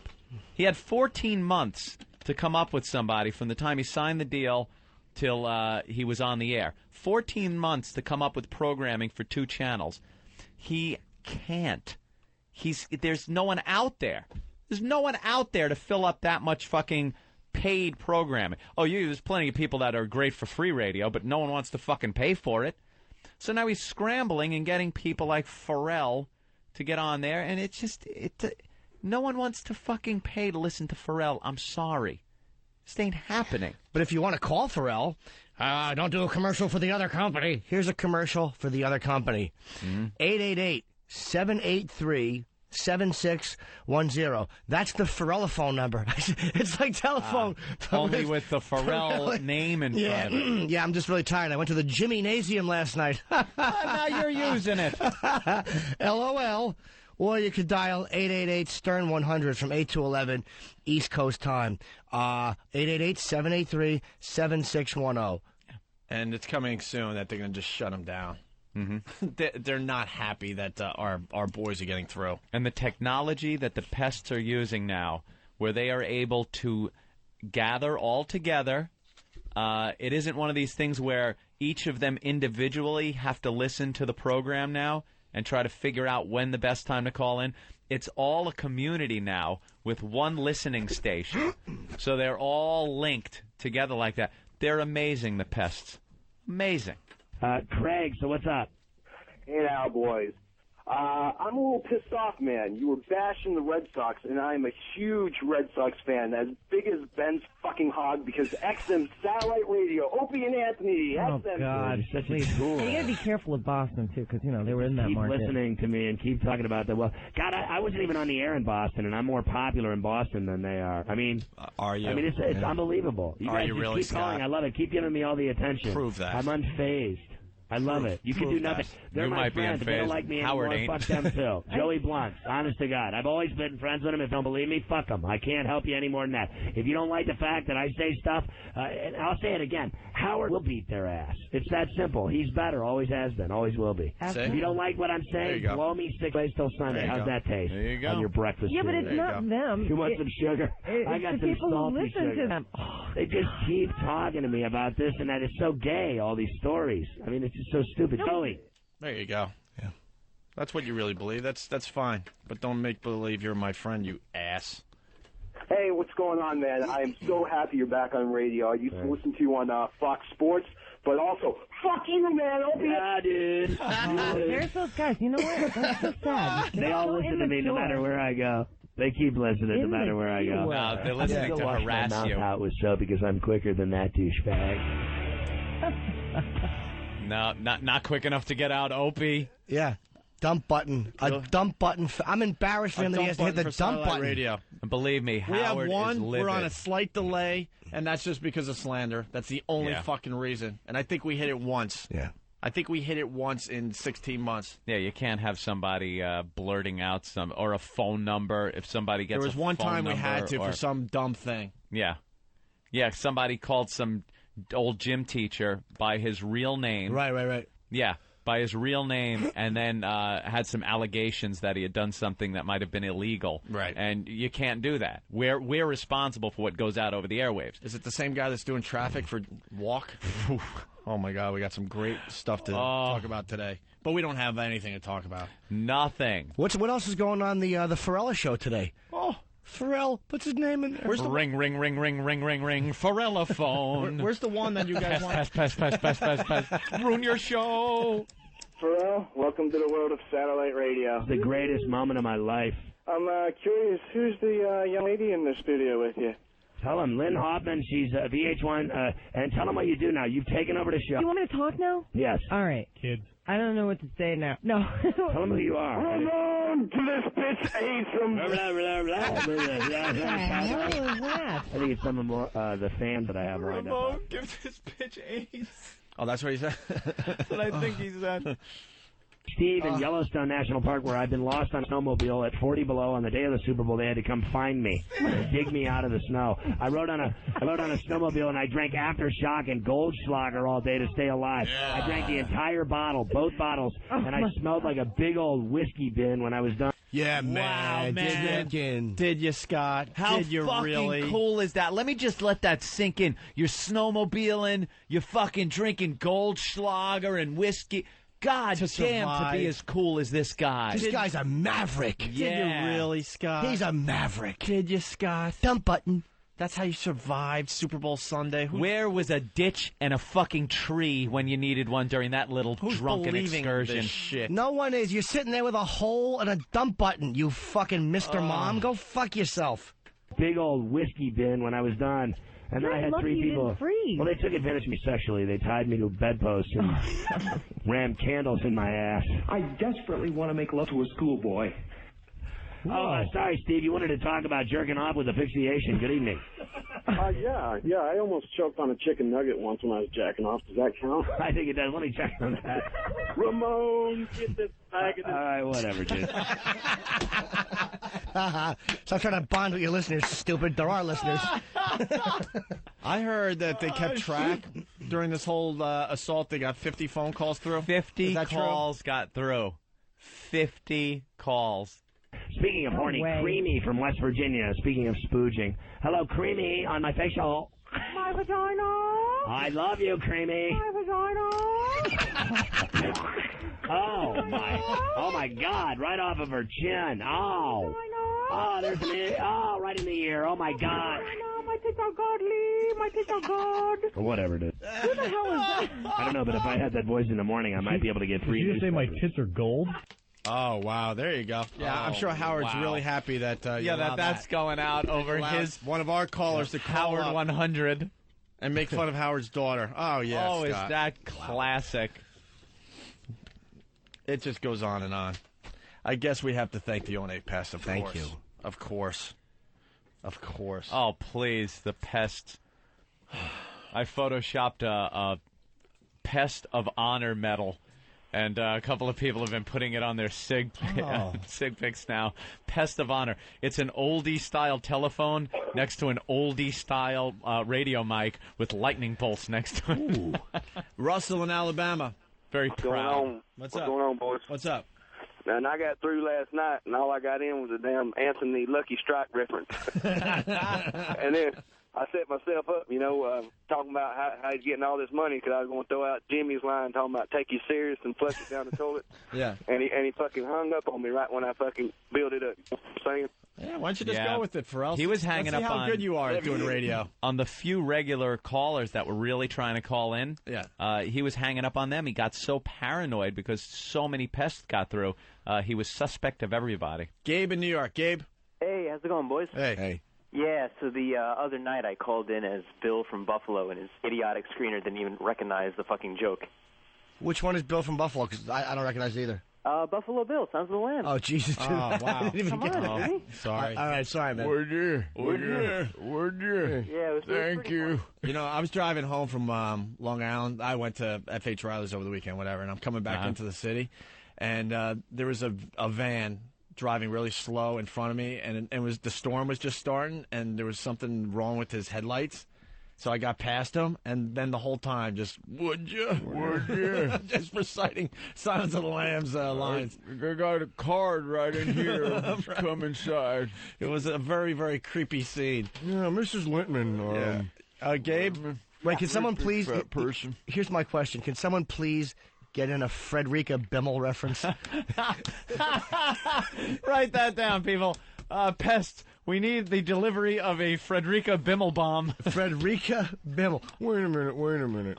Is she a great big fat person? Let's go to Frederica Bimmel. She was a big girl, sir. She's a big girl, sir. Let's go back to Gabe. Gabe? Yeah. All right.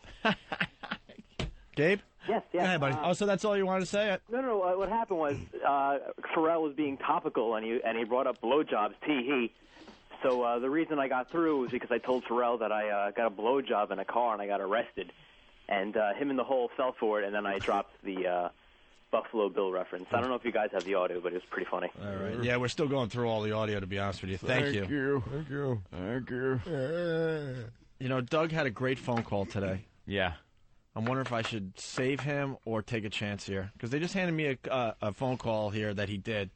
And they're saying it's really good. Doug is pretty good because he's so over the top. Yeah. All right, let's see what it's all about here. All right, let's go to North Carolina. What's happening? You're on Howard 101. Hey, what's going on, Ferrall? Good to have you guys on the radio down here. Thanks. I got a good dump story. I got dumped by my wife when I got caught cheating on her with one of her bridesmaids. Well, that's not that big of a deal. That's kind of ridiculous. Well, it just so happens that her husband was my best friend. Now, you want to talk about pissed? This guy was more pissed off than people that get dumped on satellite radio. Did you beat his ass or did you just work it? Honestly.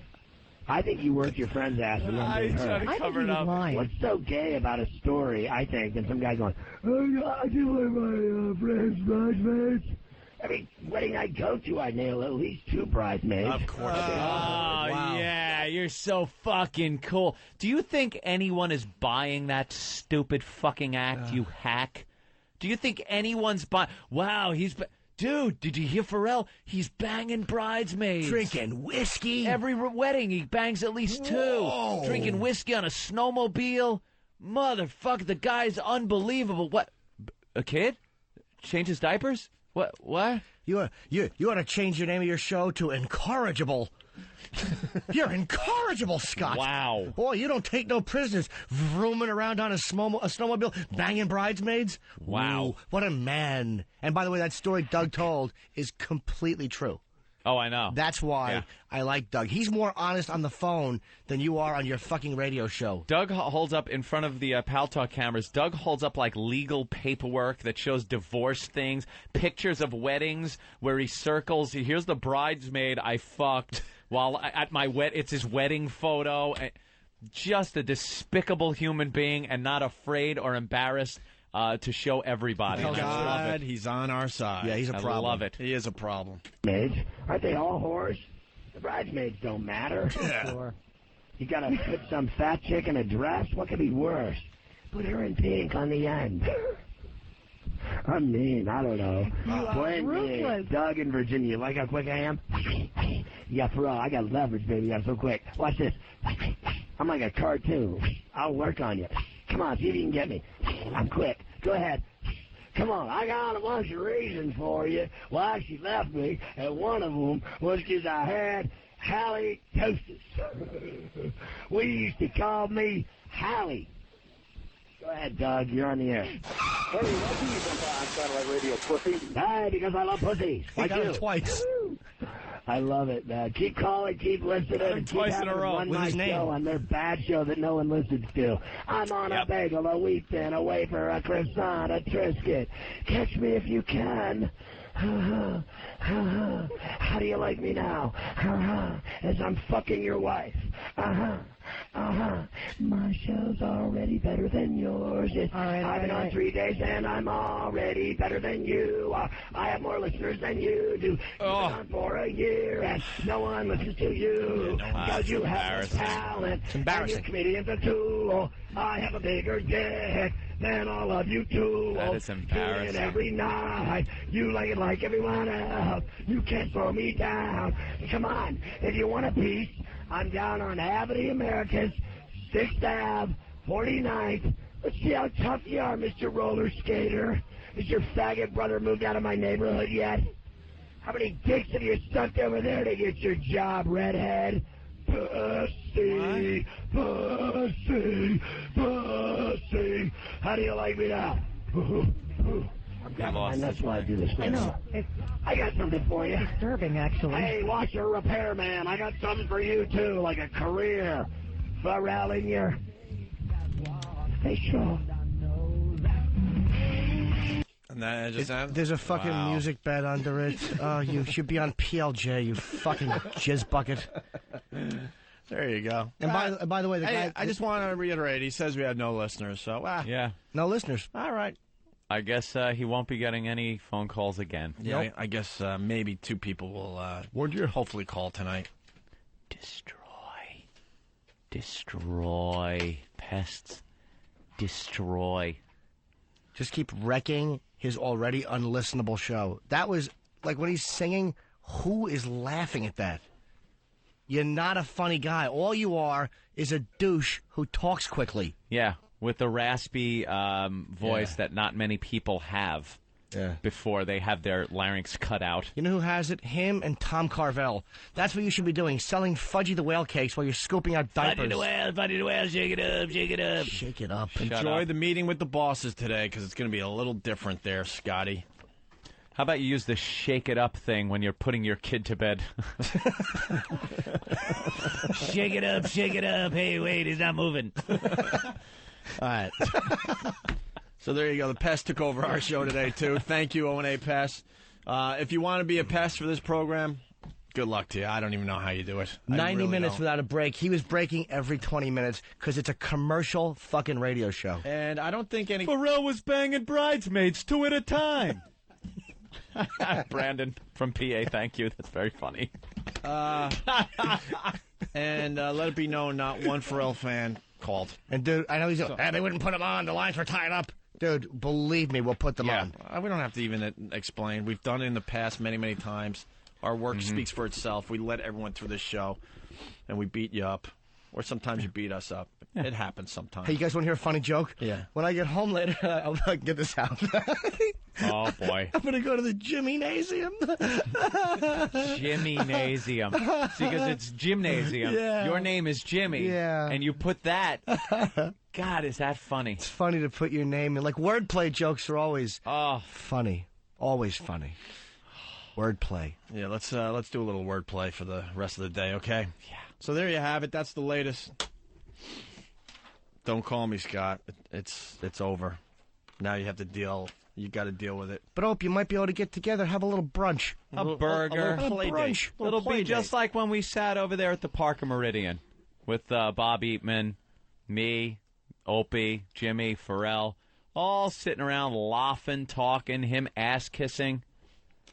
And, nothing. All right. Now we're the assholes. Have some brunch. We never get mad at people working serious, dude. Mel's a good friend of mine, Mel Carmenson. He called me. He's like, dude, I wanted to come to XM, but I got a gig. I'm like, Mel, you goose, go. Go, you goose.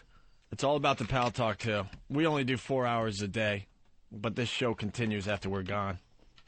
So get on Pal Talk. We're not making money off Pal Talk, by the way. We just know it's a great extension to the show. Oh, I was on Pal Talk last night just having a pisser. There's hours and hours of fun after the show goes off the air. And then, let's promote whackbag.com for people that want to get more involved with the show. WACKBAG.com. They do a great job over there as well. Okay? Yep. We're going to move on to other things.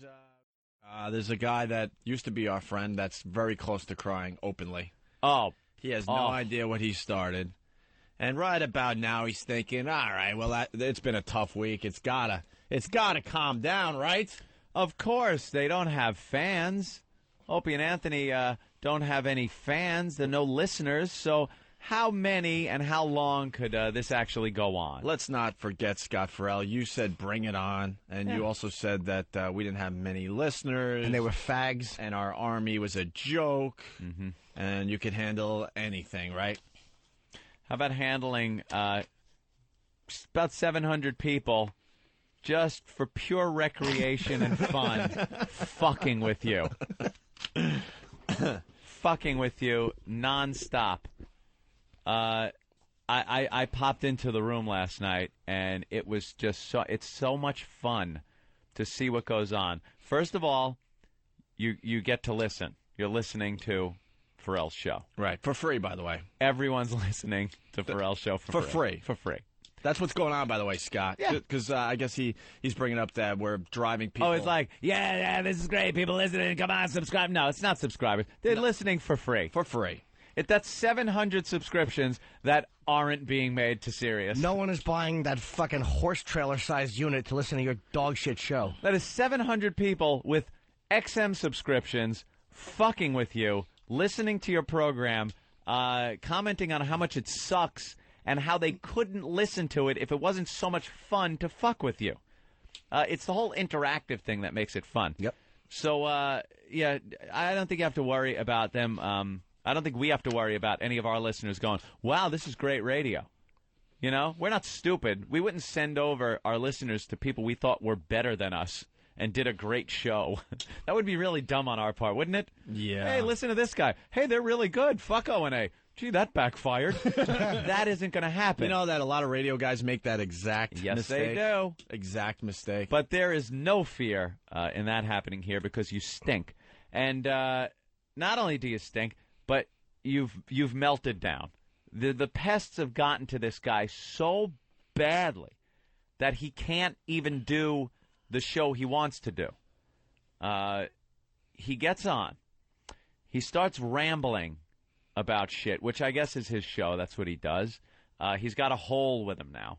Hole, of course, the woman that keeps everything under control. Oh, now. That's it, boy. I'm glad. I bet you love signing up with Sirius there. They saddled you with a hole. That's wonderful to calm your ass down, and it's working so well. Wait.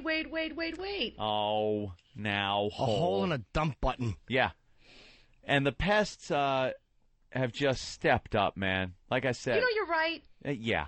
Over 700 of these guys nonstop on the phones. You guys have to stop. Oh, no, they won't. No. It's not funny. Ferrall is incapable of carrying on Stop it. a coherent conversation. Because he's just self-centered. I can't take this. I gotta say, you gotta stop. No, we're not going to stop. He's a self-centered ass who really has some kind of attention deficit disorder. I don't know what it is, but he cannot speak about a subject long enough for anyone to even give a shit what he's saying. He can't pump out enough facts about anything. He can't make it interesting. So what he does is takes a lot of calls and babbles quickly with a caller, and I guess that's fooled people over the years that it was good radio. You the man. How can I be the man when you the man? Right. Oh, we're both the man, are we? Yeah, but he says it fast. No, but it's kind of cool, though. That's like the whole, like, I'm the man. But I want to be the man. Yeah. But no, you the man. How can I be the man when you're the man? You know. And then someone will call up and go like... That's funny. Someone will go, hey, Ferrall, how you doing, man? I was hanging out drinking at some bar last night, and I picked up this chick, and I banged her.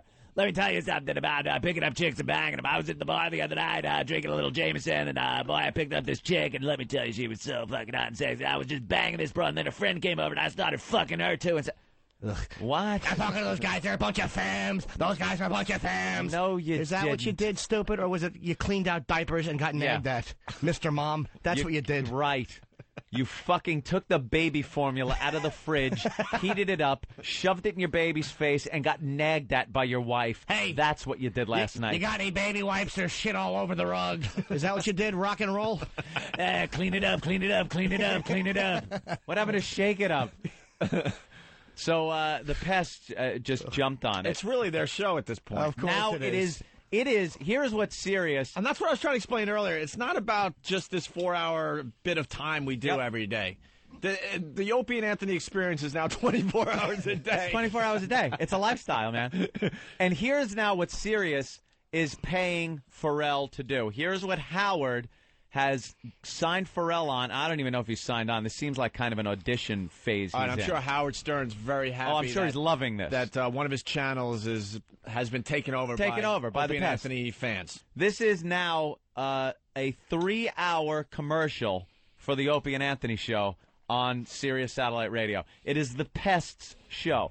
You know how Howard is scrambling to try to find any programming to fill his channels, and he can't do it?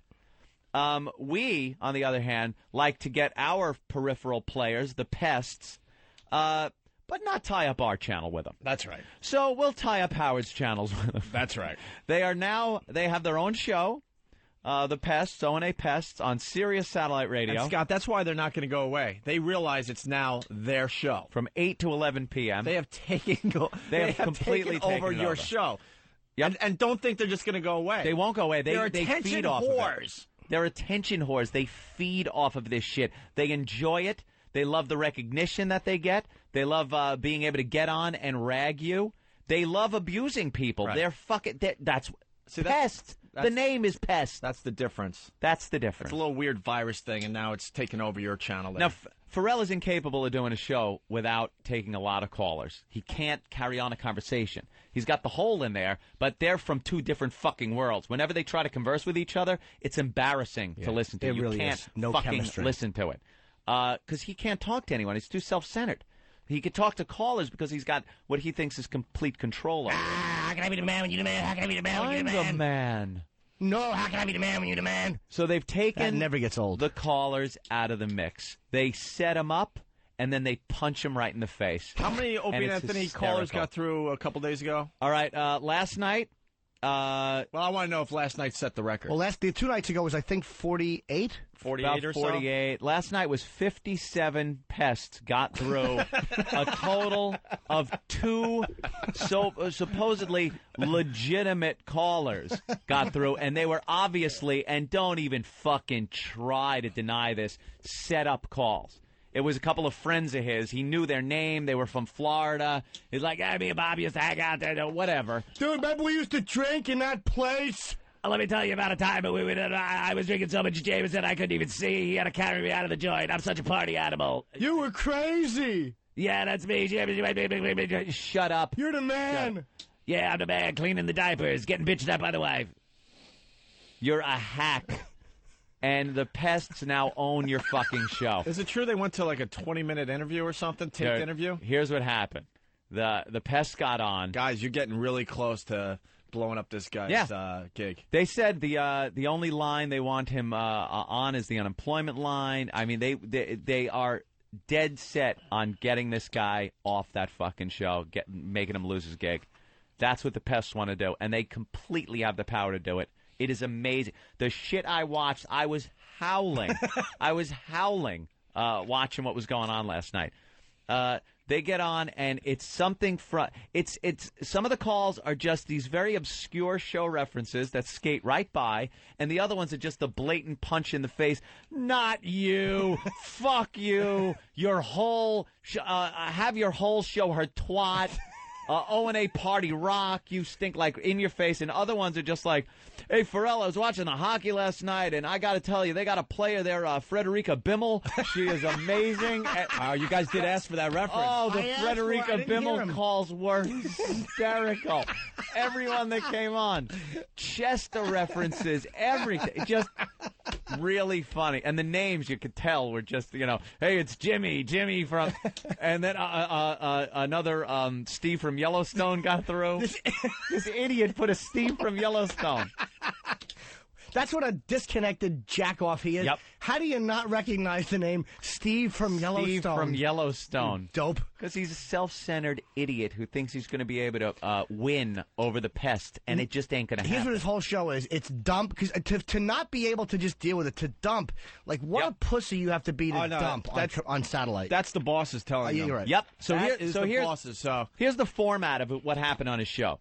It starts off planted caller. Right away, with some ass kissing on his part. Then the pest got through. Pound, pound, pound, pound, pound. Wouldn't stop. And every time he had to build up more delay, he would play some music and just babble over it. Incoherent babble. Like sing those awful lyrics? Yeah, but that make no sense. It's just about him or how crazy he is and suck a dick, suck a dick. He'll be like, suck a dick, suck a dick, suck a dick, suck a dick, suck a dick, suck a dick. 80 times over some music just to build delay. I like to drink. I go to the bank. I go to the bank. That's great radio, Go to the Ferrall. bank, huh? Boy, you're doing a great Good fucking job. Then the pests again would just pound him. And at one point, they went to some taped interview with the whole and some Olympic person over there from, I think Bush was over there at Torino, and they talked with him. And that went on for quite a while. And then Ferrall comes back, and it just started again. Bam, bam, bam. Dude, they wouldn't leave him alone. And it wasn't like you had to sit there and wait for a pest call. Every call that came in was like, hey, Ferrall, I just want to tell you, I love your show, man. It's fantastic. And you're sitting there going, I know this is a pest. I know it. Well, thank you very much. Not you. And here's the end game to the pests out there. This guy cannot do a radio show without using the phone. No, he can't. He can't. He can't figure out a way to get around this. It's not like somebody who, even stupid, what's his name, Phillips from the Phillips File? Yeah. Remember he did something where he stopped taking calls. His show stunk. He would talk about things that no one gave a shit about, but he actually was able to do a show, a lousy one, But he didn't have to take callers for a while. And that in itself is an admission of defeat because you've Yeah. changed your show. You changed your show. Because of these psychopaths. Ferrall can't do it. He's incapable. He has to take calls. You guys own the show. You own the phones. You own the show. That's right. It's the Pest's fucking show. And Howard, believe me, is livid about this. Let's go to Rob in Jersey. Rob? Hey, boys. Hey, Rob. I have a quick question for you. Back when you guys were all at NEW, Yeah. and you guys were all one big happy infinity family, Yeah. wasn't Ferrall competing with Stern? Yes. Yes. And didn't Ferrall and Bubba the Love Sponge and the rest of them, they all used to fight the same fight we continue to fight. But they knew they didn't have what it takes to compete, so now they got to kiss Howard's ass. That's it. That is a fact. Bubba the Love Sponge and Ferrall and the rest of them, they All can of try them. to spin it another way, but they used to fight this fight. The same fight we continue to fight. So unbelievable. Because what you said is true. Your friends become your enemies. Your enemies become your friends. Yeah. At one point, didn't Ferrall start to build a little bit of an audience before he got fired? Didn't Stern start giving him shit? he was definitely starting to build an audience, yes. Yes. Fucking believable. Yes. Unbelievable. But now his life is going to be a living hell because he just did the wrong thing as far as we're concerned. He tried to land with a big splash, and he wanted to be a buzz in the hallway. He wanted everybody over there to go, wow, this guy's a maverick. Yeah. You're not a maverick, stupid. You're just a disloyal jerk-off. Yep. Yeah, this is what it comes down to because, he's trying to confuse the issue. He could have went over there, obviously. We're not trying to prevent people from working.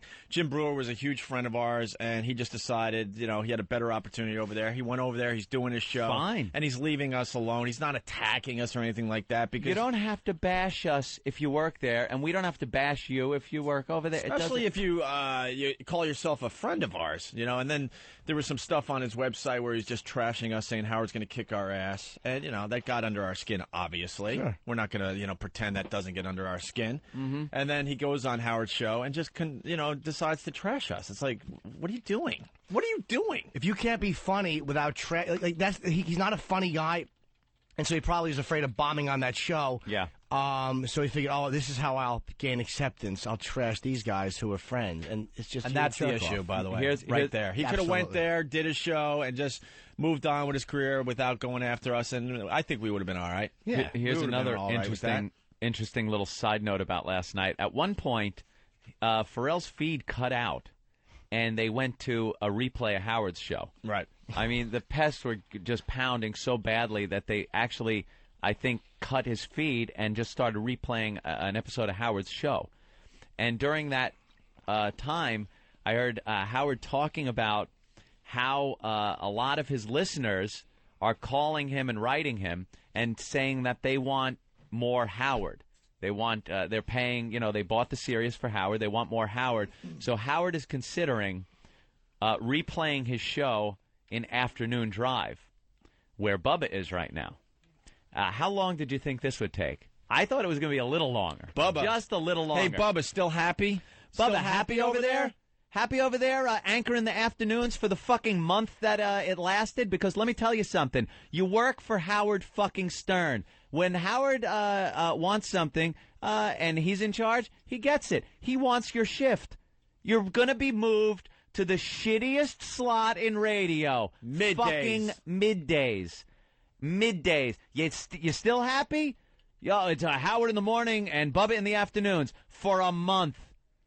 He's going to fucking replay his show in afternoons. He was talking about it, and he goes, because a lot of people drive in, they listen to the show, or they miss some of it, and they want to listen on the way driving home. He goes, but Bubba's on in the afternoons. I don't know how he'd feel. Maybe would he be pissed if he did middays? Like Howard's thinking all this out on the air. How long before his fucking show is an afternoon drive? You happy, Bubba? You feeling that respect that Howard's giving you as you kiss his fucking ass? He's giving you no respect. You know what he's going to give you? Middays. Have fun with it. Bye-bye. And if you were doing so well in afternoons, he wouldn't want to move you. You're fucking done. He's moving you. It's all about Howard. It's not about Bubba. It's not about fucking Ferrall. They're just people that are trying to fill time on 2 channels, 48 hours of programming in a 24-hour period Howard's got to fill. That's what he's got to fill. And he's got Bubba and Ferrall doing it right now. And shows about his show. Here's something I found out. Do you know that Howard's show runs? After Howard's show, Boy Gary and another guy do a show about the show you just heard. They sit down and talk about the show you just heard. Well, this is what we do now. We're going to do a show. Yeah. And then we're going to have a show about the show we just did. And then we're going to trump them and have a show about the show. That was about the show that we just did. Because that show, I don't think the show about the show would be interesting, but the show about the show about the show. Now you're talking. Now we're on to something. And then, guys, I wanted to pitch this all year, but I want to do a show about what I think tomorrow's show is going to be about. No one's doing a show before the show. You mean Holy Morton shit. foreshadowing? The show before the show. How can I be the man when you're the man? How can I... This is the innovative radio. This is the. This is scrambling for programming that just isn't available out there. Hey, all right. Everyone is very anxious. They're telling us to shut up and get to the really funny phone calls. Go fuck yourself. Yeah, what are you going to do? Prank call us? Psycho Brett, what's up? No, what's Hate up? them. Don't forget about the end of the night when we did nothing but the silent treatment. Oh, yeah, that was another one. Oh, I was the last final call. And all you hear them go, hello, hello, anybody there? Okay, later, douchebag. Dude, they played this silent game with him. It was just every call. They would call up and he'd be like, yeah, you're around. And Ferrall calls it like his speed round thing. It's the last 10 minutes of his show is nothing but plunking phone lines down and trying to do this stream of consciousness with his callers. Man, like a caller would go something like, hey, Ferrall, what about the hockey? What about the American hockey team? Let me tell you what those guys are. And then boom, another caller. And he tries to do that, and they completely destroyed it because he'd be like, you're on the air. Hello? Hello? You want it? All right, you're not on the air. Next caller, you're on the air with Ferrall. Hey, shake it up, shake it up. Hello? Hello? He turned into Krusty. Fucking pissed. All right, I got to finally acknowledge. It was so funny. I got to finally acknowledge the O&A Pass are brilliant. They are. That's brilliant, dude. Right there. They are so organized right now, and this isn't just yelling out to your, the fake, typical radio army. That, hey, if you send in a self-addressed stamped envelope, we'll send you your army patch. These guys are organized. They have places that they meet. And they're using the internet. They're using all kinds of telephone technology to get through. And they are busting up this guy. They own his fucking show. They own a show on Sirius Satellite Radio. Dugout Doug.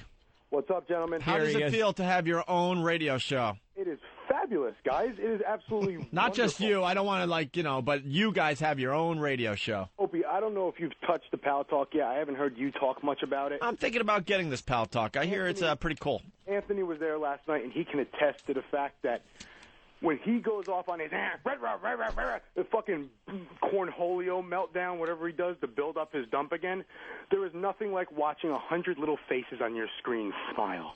Yeah. Just little fucking smiles like, we're breaking him. The 8 to 11 o'clock time period is perfect for this assault. It's after dinner. It's before you're going out.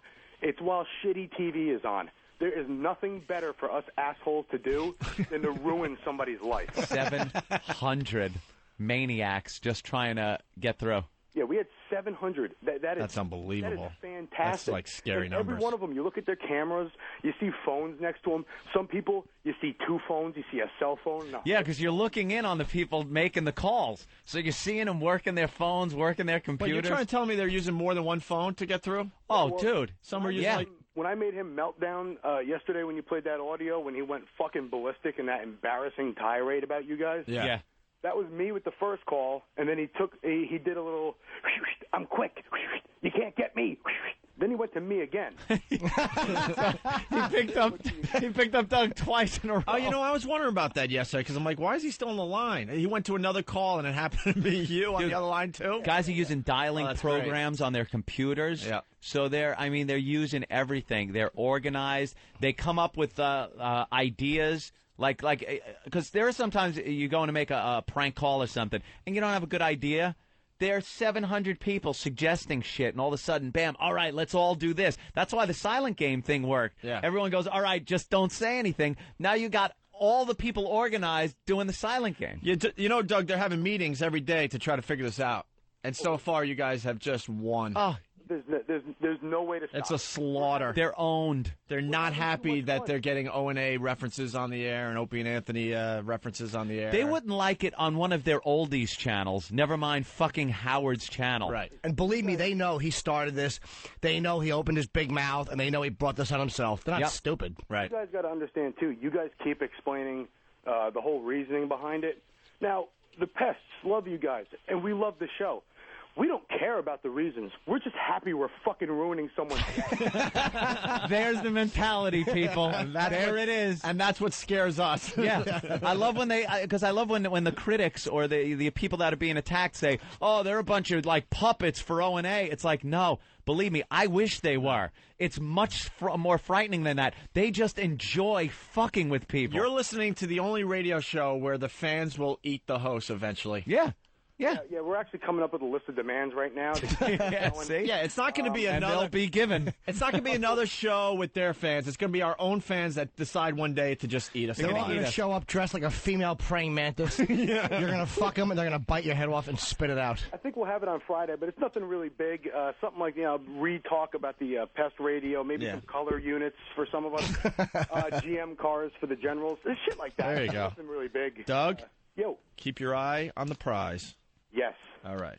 Mikey Gaga is banned, by the way. Well, he wrote an email and says, I can't face the truth that we did the same thing to Ron and Fez. I'm sorry, did we hire Ron and Fez and they were doing afternoon drive and then we kicked them to middays?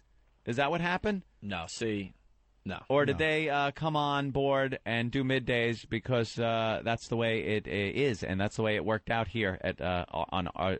Let me explain something about Ron and Fez. We love Ron with and our Fez. show. They're unbelievable. Their show is great, and yes, they're in middays right now, and yes, a lot of their fans are frustrated by that. But there's a much bigger picture that's happening here. Right. And that was supposed to be put in place already, but something happened, so it's delayed. That's Things all I can are say. in the works. Things are in the works, and Ron and Fez knew that going into this. And they also have part of Morning Drive on the West Coast.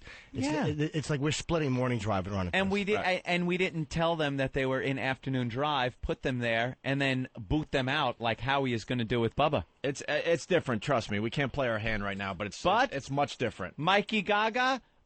You're already on the ban list. Never again. No. Hey, no. He's just sticking up for Ron and Fez. Banned. I respect that. He's just sticking up for Ron and Fez. I would respect it if he asked respectfully. I don't like his implication. Didn't ask respect. And not only that. No, I respect that. Now I'm blocking him so he can't even IM me back. No. The guy's dead. I'm like fucking Stalin. Yep. The guy never existed now. He didn't. He never existed. Attaboy, Ed. Take him out of the history books. Kind of like bye-bye. Do with Harry. Good old Harry. Yeah. Let's get back to Harry. All right, Doug, thank you. Yeah, big thanks to everybody that comes out there. We'll be doing it again tonight. Thanks to everybody, because there's a whole post-production crew, too. Yeah. We've got, because we prep the audio for you guys. That's right. Now, post-production. Yeah, they get through with the assault. It's all recorded. And then various pests, edit the clips down and post them on websites readily available for download. Do we got all those? I only got like 12. We could do this for the rest of the show. Oh my God, dude! There's so many clips. Just went through and gotten the best ones, and you gotta help us out and tell us which ones are the best ones. Yeah, we got to go through them because we still got to do quality radio here. And 9 o'clock to 10 o'clock tonight, hopefully, once again, will be Frederica Bimmel Hour. Look, they're even programming their own channel. Yeah, they're programming. I have I'm going to have another request, but one request I have tonight is I'd like to get in your grandson, Frank. Oh, your grandson, Frank. Okay, there's the mission for tonight. Yeah. Your grandson, Frank. And it doesn't end here, by the way. Howard, we're coming to get you. Yeah. Yes. Just get rid of a few of the peripheral players we're at still the beginning. We're still training the troops. Yeah. All right. Thank you, Doug. Thanks, sweetie pie. All right. Here we go. The calls from last night's show, finally. Frederica Bimmel out. Your grandson, Frank. When I hear that now tonight, I'm going to laugh my balls off. Here we go. I know this guy's a good man. It's Bleacher Creature Anthony from Section 39 at baseball's home office. He loves the Yankees. He's crazy. Let's get him on there. Did we get him, Bleacher? Anthony. Yo. Hey. Yo, what's going on? Who is this? It's Ferrall. Who is Bro, what's going on, bro? Hey, party rock. I know, yeah. Everybody's going to the party. I'll meet you there, man. You buy me drinks all night. That'll be great. Oh, into the sanitarium, you fat motherfucking unemployed loser. You have fucking nothing to tickets. Fuck you in 5 years. Because you got a little dick, and it's got a little bit of yellow cheese custard on the end of it. You got a little dick tip. Fuck you, little dick tip. Fuck you. Fuck you, little dick tip. Custard dick. Fuck you. Fuck you. Wait, what is he doing? Compelling radio. Dude. What is he doing? That is all night long. See, that right there was a piece of all fucking night long on his show. He would take calls. And the guy was a nice reference. Who is this? Who is this, he says. And he got an O&A party And he gets an O&A party rocking. Ferrall loses his mind, plays the music bed, and does that inane babble what means nothing until the delay builds back up, and then goes back to a caller. It's a pest. Does it again. That all night long. They own the show. Jeff in Ohio, go ahead. You're on fast forward. Grrr. I got some grrr for you on your face. Anyway, you're on. Go ahead. Simple. Steve Grrr. Looks like Ferrall's got XM in his car, by the way. He knows all the O&A references. There were a couple of bears calling last night. Grrr. I got to hear that again. Jeff in Ohio, go ahead. You're on fast forward. Grrr. I got some grrr for you on your face. Anyway, you're on. Go ahead. Ooh. I got some grrr for you on your face. Wow. Wow, that's harsh. He has nothing. He has nothing. He does not know how to respond to this.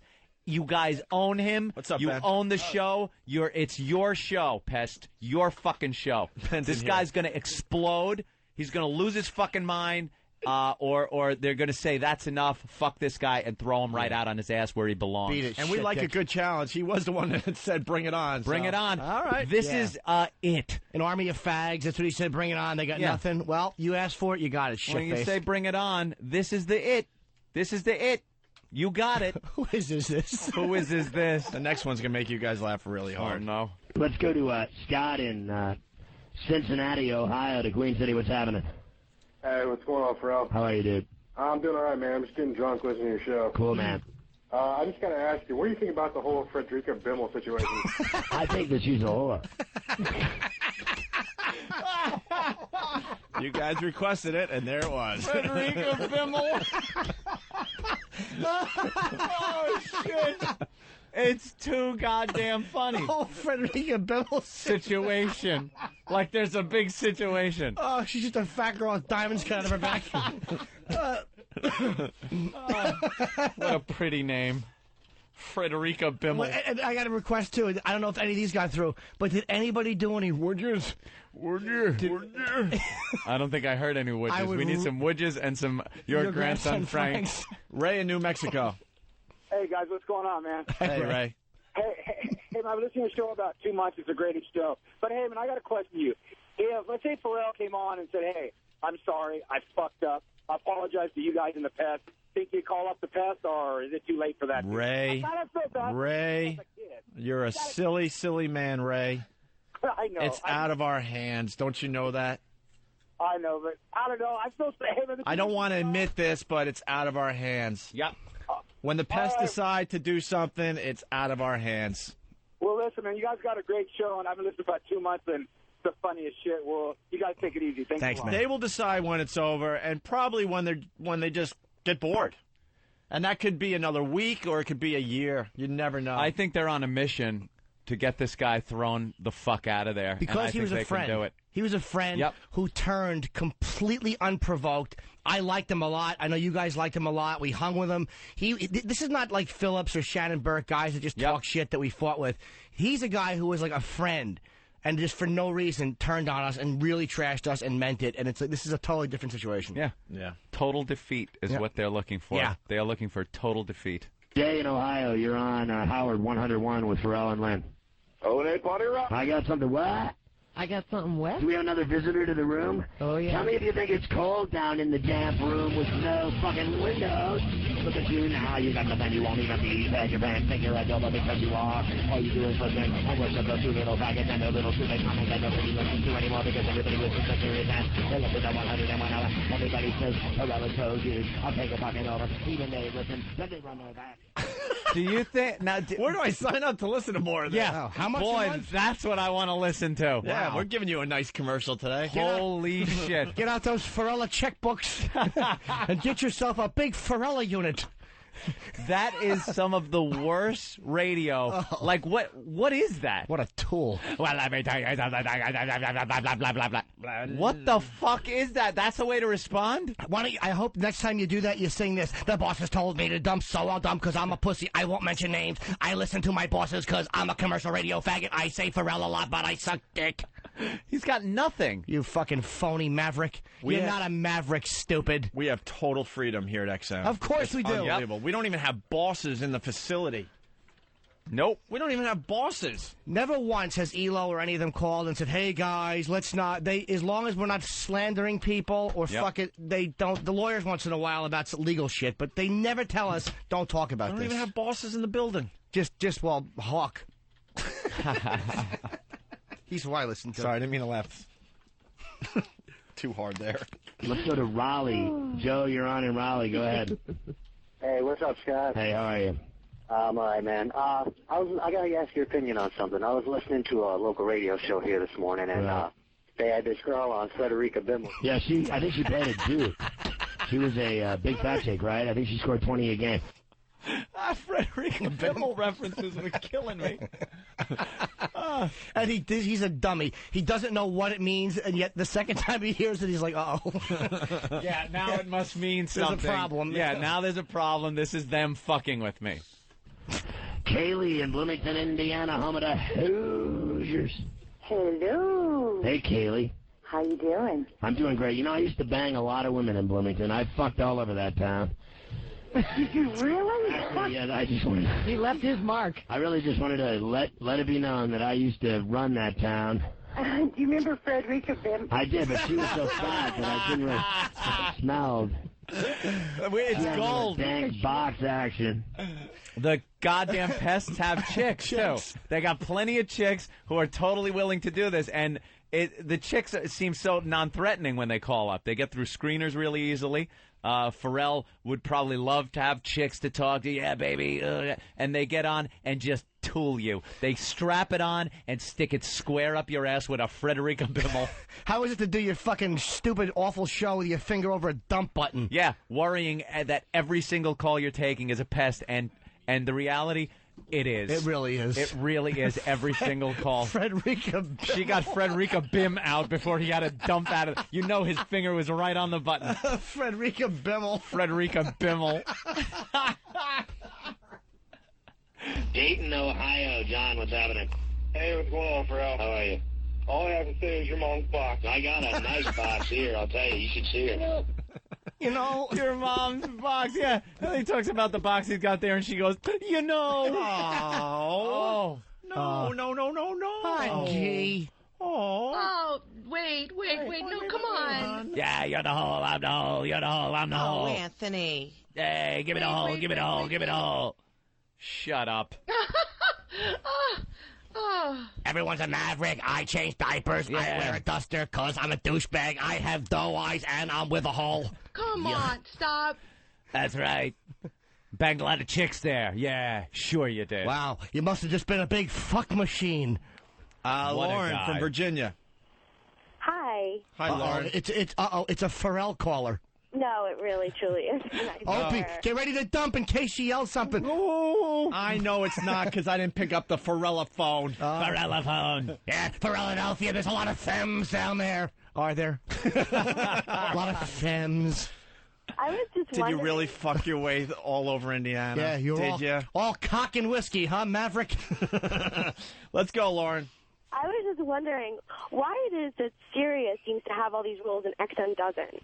Like, I'm really concerned because I don't want to lose you guys again. You were gone. Know why? Because they don't know how to have fun over there, and Howard's ego gets in the way of everything. Everything. We've worked for the same company as the guy. We know how he can fuck up a fun, happy situation. We came into New York, went to Infinity Broadcasting. We were having fun, and it was great to work for such a name company until we got on Howie's radar, and then it becomes a fucking chore. And that is what's happening over there. The guy's a control freak. He's an asshole. He's a two-faced motherfucker.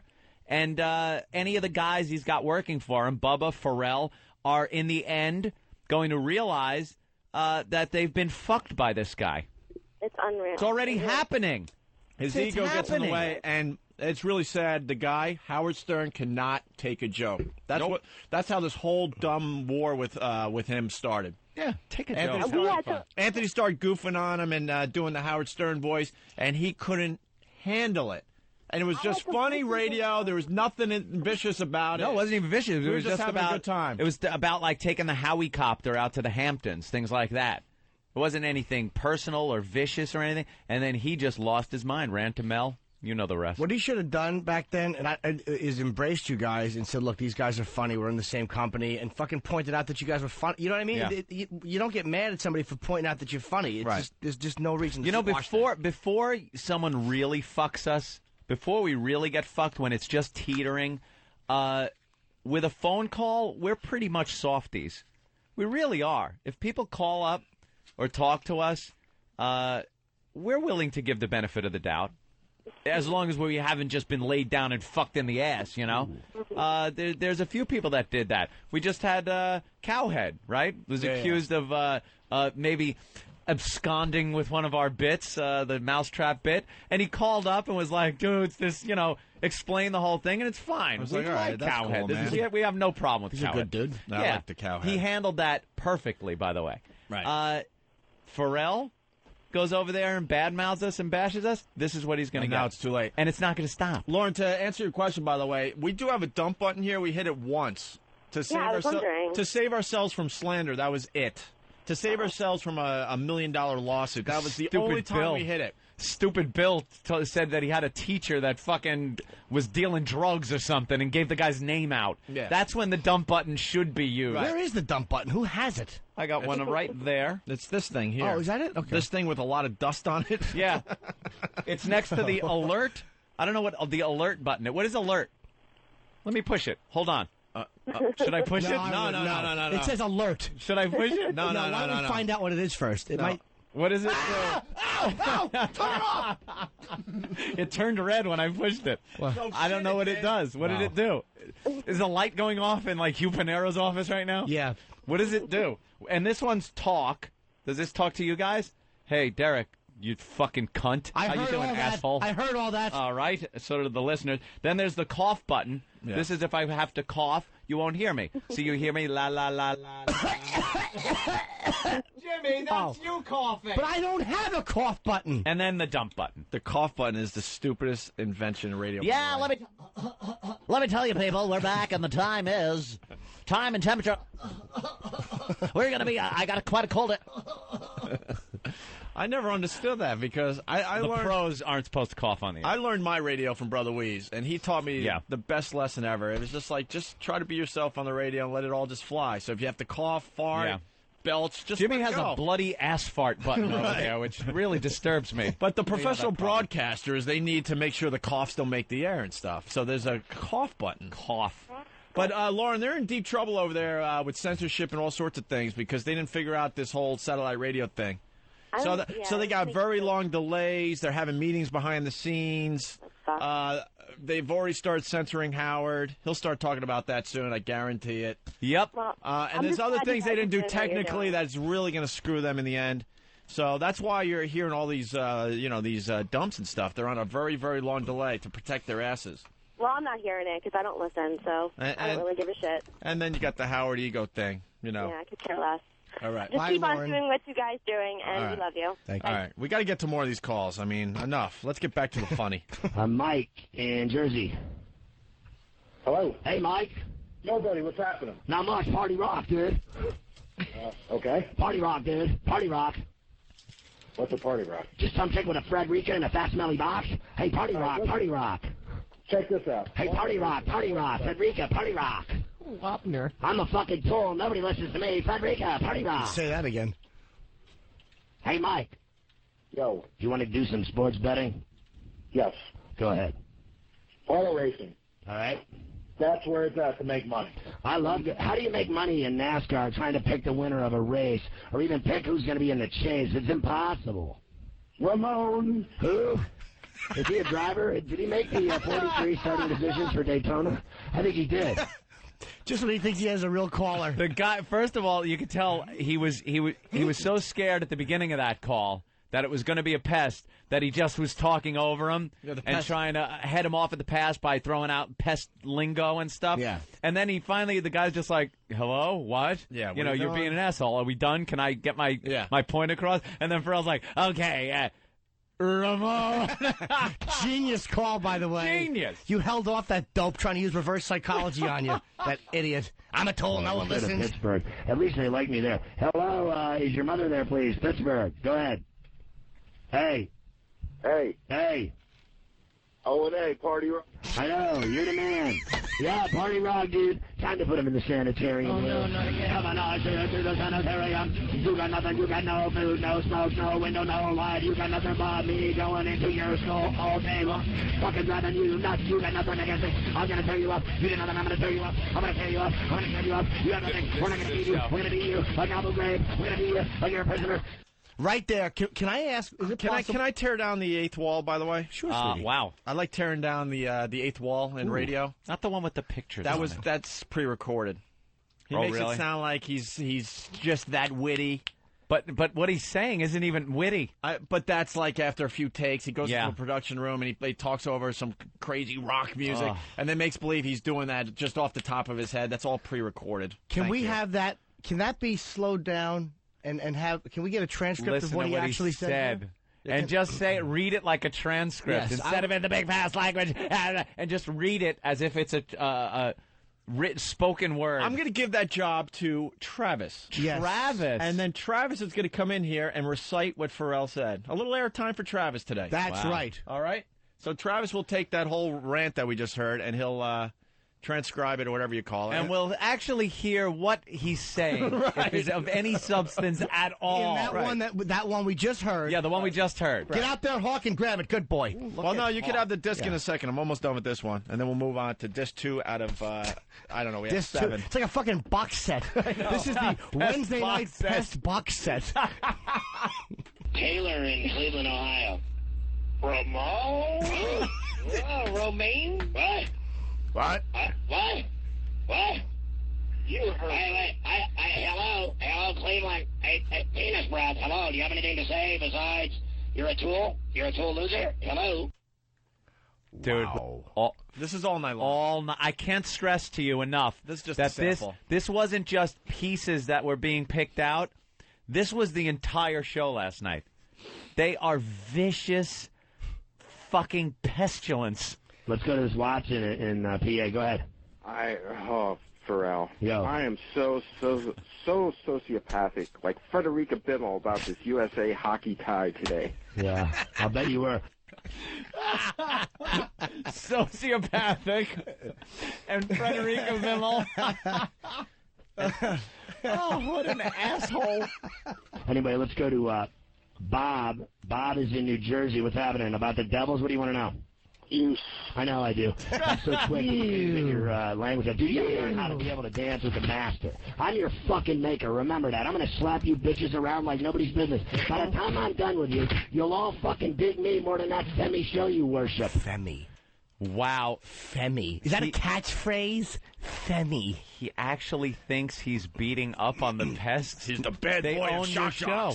He doesn't think own that. your show, stupid. Oh, Travis has gotten the disc. That's right. Wow. To start his little project. Let me see. I'll show you which one that was. It was your homework assignment, 9. Travis. Yep. 9. Yeah. And I want you to read this in a sheer bodysuit.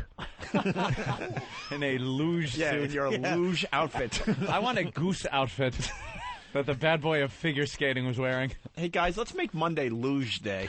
Luge. I like it. We all come in with our tight-fitting luge outfits. Everybody's got to be on a luge. We're going to get on a luge and go down there with my cock and everything. I ride a luge. Bunch of femmes. A femme. The Ferrall-A-Luge. Ferrall-A-Luge. Is that what we are, Scott? Yeah. Are we? Are we femmes? Huh, Scott? Who's the femme, Scott? Yeah. I mean, the guy who gets a knuckle in his ass or the guy that scoops shit out of a diaper? I vote for both. All right, here we go. Hello, Wet Ass Radio. Go on. Grr. Hello, you're on. Another bear call. Hello, Reversal Radio. Back door. Hey, this is Bernie Gatsby, you motherfucker. Yeah, I got your wet ass right here. Hello. Motherfucker. Hello, you're on the air. Go ahead. Chili Chunga. Smoke more crack. Chili Chunga. Hello, Chili Chunga hotline. Hey, hello. O&A Party Rock. Hello. The O&A Party Rock. Hello. Why don't you explain it, Scott? Dude, do you think... Hello, you're on the air. Hey, Robert Reed, O&A Party Rock. All right, Rod, you sound like you got a great education. Keep it up, numbnuts. Keep it up, numbnuts. Hello, you're on the air. Thanks for calling, Paul. I got a what? Your mother's what? Okay. Greg in Georgia, what's up? Hey, I just want to say a deep... Yeah, I'll bet you did. Let's go to Brian in Utah. Hey, Scott, how's it going? It's going good. Hey, I got to apologize first off. I called you last night and said hi to my girlfriend, and you thought it was some kind of code or something and hung up on me. No, I don't have any codes. I know that everyone around me has codes. Everybody has special codes and special. They all listen to me and have their little secrets and codes as I continue to stroke my gigantic hog with money. Well, I'm a big fan, and so is my girlfriend Lucci there. She's here right now if you want to. She wants to say good luck, bro, to you. Thanks. That's cool? Yeah. Lucci? All right. Yeah, let me hand it over to you. There. Oh, no. Something's up. Get AIDS, bag. Yeah. What was it? Get AIDS what? Get AIDS something. My girlfriend Lucci. Wait, what did he say after Lucci? There was one more... yeah, there's some reference, and then you heard him go, let me get her on the phone, and they're like, oh, something's up here. Yeah, oh, they're really? so gun-shy, man. And do you honestly think Howard is sitting there listening to this thinking it's a good idea to keep this guy on the air? Oh, he's very pissed off. Oh, of course he is. It's $500 million. Oh. There you go. There's your $500 million.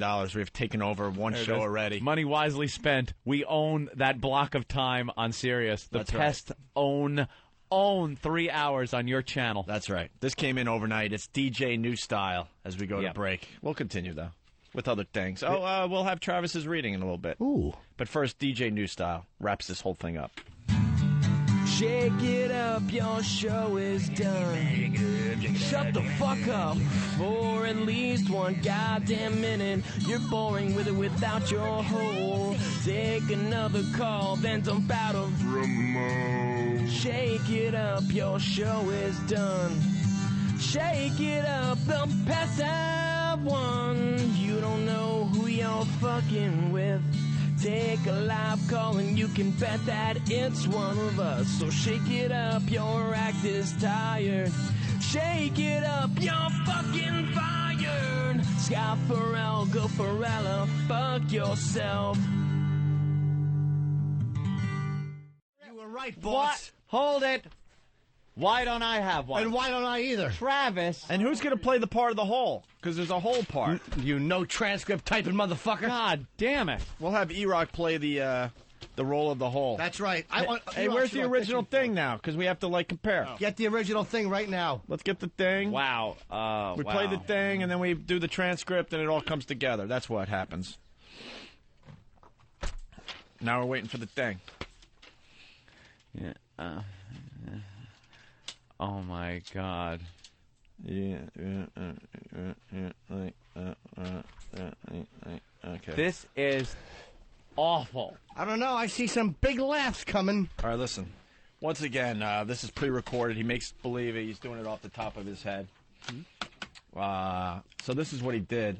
One of our calls got through. Was it this one? Yeah. Okay, listen closely. Sorry, let's go to Pittsburgh. At least they like me there. Hello, is your mother there, please? Pittsburgh. Go ahead. Hey. Hey. Hey. O&A Party Rock. I know, you're the man. Yeah, party rock, dude. Time to put him in the sanitarium. Oh, no, not again. Come on, I say to the sanitarium. You got nothing, you got no food, no smoke, no window, no light. You got nothing but me going into your skull all day long. Fucking driving you nuts. You got nothing against me. I'm gonna tear you up. You did nothing, I'm gonna tear you up. I'm gonna tear you up. I'm gonna tear you up. You got nothing. We're not gonna beat you. We're gonna beat you like Abu Ghraib. We're gonna beat you like you're a prisoner. All right. And that was pre-recorded in a production room. Don't think for a minute that came off the top of his head. And even if it did, it's awful. Exactly. Oh, it's dreck. All right, E-Rock, you ready to play the hole? Yeah. All right, Travis? All right. Time to put them in the sanitarium. Oh, no. Come on, inaudible. To the sanitarium. You got nothing. You got no food, no smokes, no window, no light. You got nothing but me going into your soul. Hold it. Your delivery is too fast. Yeah. And almost... You want me to do it slower dramatically? It's kind of like Travis's version of a Ferrall impression that you're doing. Yeah, we don't want a Ferrall impression. What do you want? We want no indication that this is Ferrall whatsoever. It's to be read very monotone, very just like it's a news story, right? That's how it should be read. Get back over here. Come on to the sanitarium. All right, E-Rock, get ready for the whole. You don't have an roll. oh no whole clip that you could just throw in there? I don't think we even need E-Rock. E-Rock stunk as the We have whole. a sound effect that could just really... It's no oh no? Oh, come on. No, you did have one. You played it before. Forget it. Oh, no. How about no? Wait. There's a good whole clip. Oh, wait. No, come on. I don't know where the Opie. one is. I thought... Opie. Hawk, I'd suggest finding it if you like this job. Is this the only one I got? Yeah, I think that's all I have. So. Oh, then Hawk is back. No. No. All right. Yeah, we'll just use Steve as the whole. All right, E-Rock, you're fired. All right. That's right. Go ahead, Travis. Pack your box. Time to put them in the sanitarium. No. Come on to the sanitarium. You got nothing. You got no food, no smokes, no window, no light. You got nothing but me going into your soul all day long, fucking driving you nuts. You got nothing and you think I'm going to tear you up. You didn't know that I'm going to tear you up? I'm going to tear you up. I'm going to tear you up. You got nothing. We're not going to beat you. We're going to beat you like Abu Ghraib. We're going to beat you like you're a prisoner. Wow, what's next? A redheaded stepchild or rented mule reference? You dick! Do you understand how hard he's trying to be like this smoky and mysterious maverick? Right. You got nothing but me going into your soul, you fucking hairband sentiment douchebag. You fucking 1983. That's something you said in 1983 when you were Venom on black metal. Thinks he's profound. Yeah, here. like this fucking deep guy who's going to get into your head. But me going into your soul all day long. Ugh. You got nothing. You got nothing but pests ruining your show all night long. And you got nothing but baby shit under your fingernails from cleaning out those diapers, Whiskey Jack. Whiskey Jack. That's the one for today. Every day I go home and there's one thing that happens on the show that makes me laugh. Whiskey Jack. Whiskey What Jack. an ass. Fabulous reading, by the way, Travis. But Anthony's getting some news from the Pal Talk people. Yes, I was just informed by one of the generals, Dugout Doug. Frightening human being, by the way, Dugout Doug. A cease and desist, what they call a C&D, has been issued.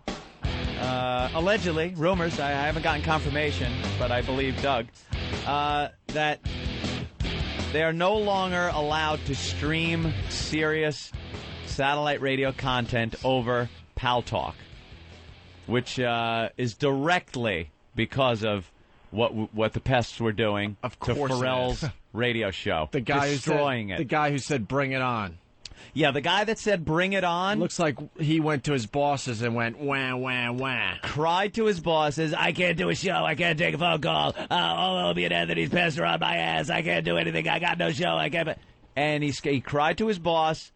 They sent out a cease and desist, which is the opening salvo in a legal case. Usually means nothing because people usually cease and desist from what they were doing.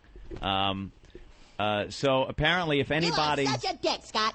If anybody streams any serious content over Pal Talk, they can be sued, whatever.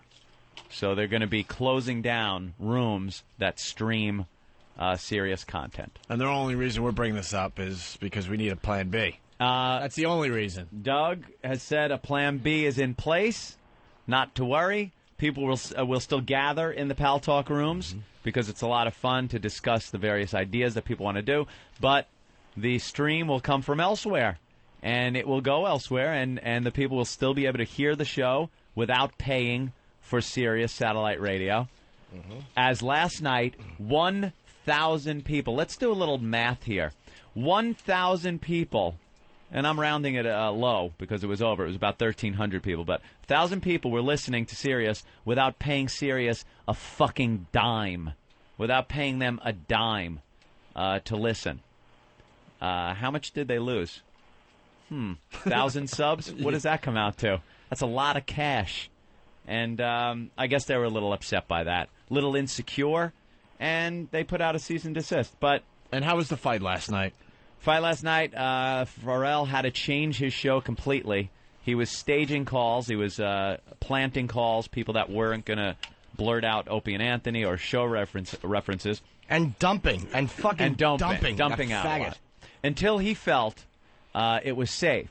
He thought he had chased away the pests with his set-up phone calls. The first regular natural call he plunked down was a pest. The second one from that, another pest. They just wouldn't leave him alone. Took him out of his game completely. He had to discuss news of the world with the hole that he's got with him. And it just didn't work out. It was horrid, horrific radio. Stream of unconsciousness. The pests realize they're winning, right? Yeah. They're winning this battle. Just because, and a lot of people were frustrated. They were like, oh, man, we can't get on the air. We can't get the clips on. That's not even the point. We enjoy playing the clips of you guys on there. But the mission here is to destroy his show. You're doing that. Even when the calls don't make the air, you're tying up his screener. You're keeping real calls from getting through. And you're annoying the piss out of this guy. And the focus of everybody in that crew, including him, is on you and not letting you through. It's not doing his dumb show, and it's not talking to that broad he hired. It's just keeping you off the air becomes the focus of that god-awful show. And we found out the phone screener is now doing a Scott Ferrall voice. Yeah, this is how they got through the screener. They quickly figured this out. The phone screener was picking up the call and going, hey, Ferrall, you're on the air. And then the person on the phone would talk and then give away the bit. Because they would blurt out an O&A reference, and the screener would hang up. Guy was never on the air. So they got onto him, and they just had a conversation, and at some point during the conversation, the screener would go, all right, look, this isn't Ferrall, or just hang on, and we'll get you on the air. So they were able to get pests on the air that way. They got through the screeners. There's always a way to get by these screeners, and the pests are geniuses at figuring this out. And it will continue, Ferrall. The C&D isn't going to stop it. I just did the Howie math. 1,000 people listening to Sirius for free equals $1 billion in losses. Opie, they lost $1 billion last night alone in revenue from Sirius. $1 billion. Gotta be true. It's Howie math. Howie math. We used a Howie later. Let's say hi to Dugout Doug. Doug. And these guys think that they're good implementing Operation Faker, where they put the screener on the phone pretending to be Ferrall. But we sniffed it out. Phillips did this, and we know how much of a piece of shit Phillips is. We just adjust like the Borg, and we get around it. Doug, how funny was it when the guy from Canada called, and I thought it was a boring Canadian call about hockey, and he ended it with "grr," and then the very next call, I'm laughing, I'm howling. The very next call he takes, he goes, "Let's go, all right, let's go to the call. Take the call from Modesto." When he said fucking Modesto, I lost my mind, and he goes, Scott, you're on the air. Scott from Modesto, who then proceeded to ask him how big his mouth was to fit Howard's fat cock in it. Here's the call right here. Here it is. Modesto. Can I get that? Can I get that guy? Let's go, Scott. Go ahead. Hey. How are you? I'm pretty good. How are you? I'm good. All right. I'm just curious. Does your jaws hurt from sucking Howard's dick off? It does, actually, because he's got a big girthy one, and when I stuff it in there, sometimes I get lockjaw on it, then I just pass it over to Lynn. She finishes. She puts mustard on it, though. She prefers mustard generally on hers. You know what I mean?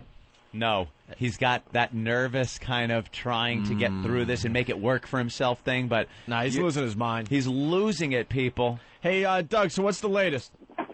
Guys, you really got to question the friendship that you guys actually had with this guy. If it's night 5 of the attack and he still doesn't know Scott from Modesto is a joke, and he's still letting on Steve from Yellowstone. Yeah. This guy never listened to your show in the past year and a half. He's just a dummy. Next call should be from the entire Yates family. Should call him up from the tub. No, but don't worry about the Pal Talk thing. The Pal Talk was actually a really easy way for us to get this done. Yeah. But we've had other ways for years now. We got it all set up already. Yeah. And one word of advice to the callers who do a great job: don't set yourself up by going, "And hey, Scott, just one thing." I don't, because a lot of times that's kind of a giveaway that you're about to smash him. Yep. Just do it in legitimate conversation. Like, go, dude, I'm trying to watch a Flyers game and I want to know what's going on. You suck, Ramon, in the middle of a sentence. And then watch him dump out and go, hey, the Ramones, listen to the Ramones. I hit a dump button and have a hole sitting next to me. Burst right in. I also noticed that the pests have a little bit of a problem of realizing they're on the air. Like, Scott will say, you're on the air, and there'll be a big delay, a big gap. They're listening to the feed instead of the phone. If you're not like right on the spot with him, he's going to hang up on you. Because he's a maverick. Oh, he's a wild man. Yeah. Why is he so upset with you guys? I don't understand what happened. There was no reason. He went over to Sirius, which, like we said, is fine. Jim Brewer's over there. We got no problem with Brewer. Love the guy. He's never bashed our show. But he felt by going over to Sirius that in order to make points over there, he had to go on his website and just write this whole thing about how Howard's going to kick our ass. And then he gets on the air and talks about how we suck and we're imitators. And this comes from someone you thought was your friend, which is this is a guy we hung out with. He's a bottom feeder. Someone was saying that in the office today. Yeah. He's just a bottom feeder. What he is he's just a fucking middle-aged flop who's desperate to get a job, and he's a jerk-off. He's burned a lot of bridges in the business, and he just burned the biggest one, so good luck. Jerk-off and good luck flop. with the career after this one, Scott. And whatever, the C&D, he ran to his boss, whatever. You got the cease and desist. We knew that was going to happen. But the pests adapt. They are like the AIDS virus. Well, they just adapt to these guys are a bunch of vaccine. phonies. They say stuff like "Bring it on, bring it on." You got Always two listeners. saying, "Bring it on," and then behind the scenes, they're working legally to try to figure out how to stop it, so he can still do his show. Do you have the C&D, Doug? No, a gentleman on Pal Talk. He's a Pal Talk admin named Swift. Just instant messaged me right before I messaged Anthony. Yeah, I'd love to get a hold of him. Yeah, I'd love to get a look at it. Why don't we send it to Steve so we can post it and show you how brave Scott is and the gang at the little doggy company. But guys, they don't listen. I mean, they don't listen to your show. How would they know we were on Pal Talk? Yeah, they don't listen. Yeah. Oh, they must listen really fucking closely, actually, if you're going to figure that one out. Isn't radio the dumbest business where it's I've said this the past 3 days. It's like professional wrestling is the only other job where your friend all of a sudden hits you in the face with a chair. Yeah. There's no other business. Yeah. You don't work like at the cubicle at IBM and you're typing and stuff and like, Bob, we're going out after work for a couple of beers. You got that memo that I sent over? And Bob just starts beating the guy. Yeah, salt in the eyes. Let me tell you something, brother. I got that memo and. It just and to all Bob's fans out there. Yeah. Screw you. Yeah, Bob is mine. I own Bob. It's like, what? Why is wrestling and radio the only two fucking occupations where that happens? And then there's these little battles that go on. And it goes on, too. It's not even just like in the big markets. It's like the small stations. Oh, yeah. It could be out in, like, Wichita, and it's like, they'll listen to the other top 40 station, and it's like they're scamming against them and stuff. It's like, guys, relax. It's radio. It's just radio. And we're just having a good time here. It's radio. Well, this is how long we've been doing this. We're going to have a drop-off tonight in numbers because they had a little bit of a counterattack last night. No problem, because now only the best of the best can get through. So we're going to have the best calls tonight. And just to keep everybody interested, after the show tonight, we will do yet another edition of Pal Talk O&A Karaoke starring American Neo. I love Pal Talk Karaoke. It's amazing. It's hosted by Dugout Doug, and it's a thrill a minute. Doug, are you going to be wearing your Darth Vader mask and singing love songs? We'll have everybody's favorite characters. We'll have the Darth Vader mask. We'll have the Hulk Hogan. We'll have the Dugout Doug puppet. Dugout Doug does his Hulk Hogan songs as Hulk Hogan. And he's got his Dugout Doug puppet. It's an amazing night of karaoke, and anybody who wants to sing gets on and sings. It's the O&A experience. The show ends now, but it just continues. No, the show goes forever. Do you 24 realize hours a day. I was thinking if Continues now. 500 people left that room last night, you'd still have 500 people attacking that jizzbag and his shitty show. There were 1,300 people in that room attacking this guy's show, dialing away. He still only took, 15 calls last night? Yeah, that shows you're winning. Doug, I got to cut you off because we're running out of show. Thanks for what you do, buddy. Check out fullblownaids.com. All right, buddy. Hey, keep it up, guys. Keep your eye on the prize, buddy. All right, boss. All right, man. It was an honor for me to buy dinner for the Pests after such a huge victory that they won over that asshole Ferrall over the weekend. So I'm hearing he's done with the little doggy company. Apparently you won't be hearing him there no more. Are we in a holding pattern right you now? won't hear him no more. Are the Pests in a holding pattern, or is it over? I guess they're in a holding pattern. There's some little firefights and flare-ups going on every so often on Fox radio channel that he was doing something, or ESPN, or wherever he pops up. The Pests are there.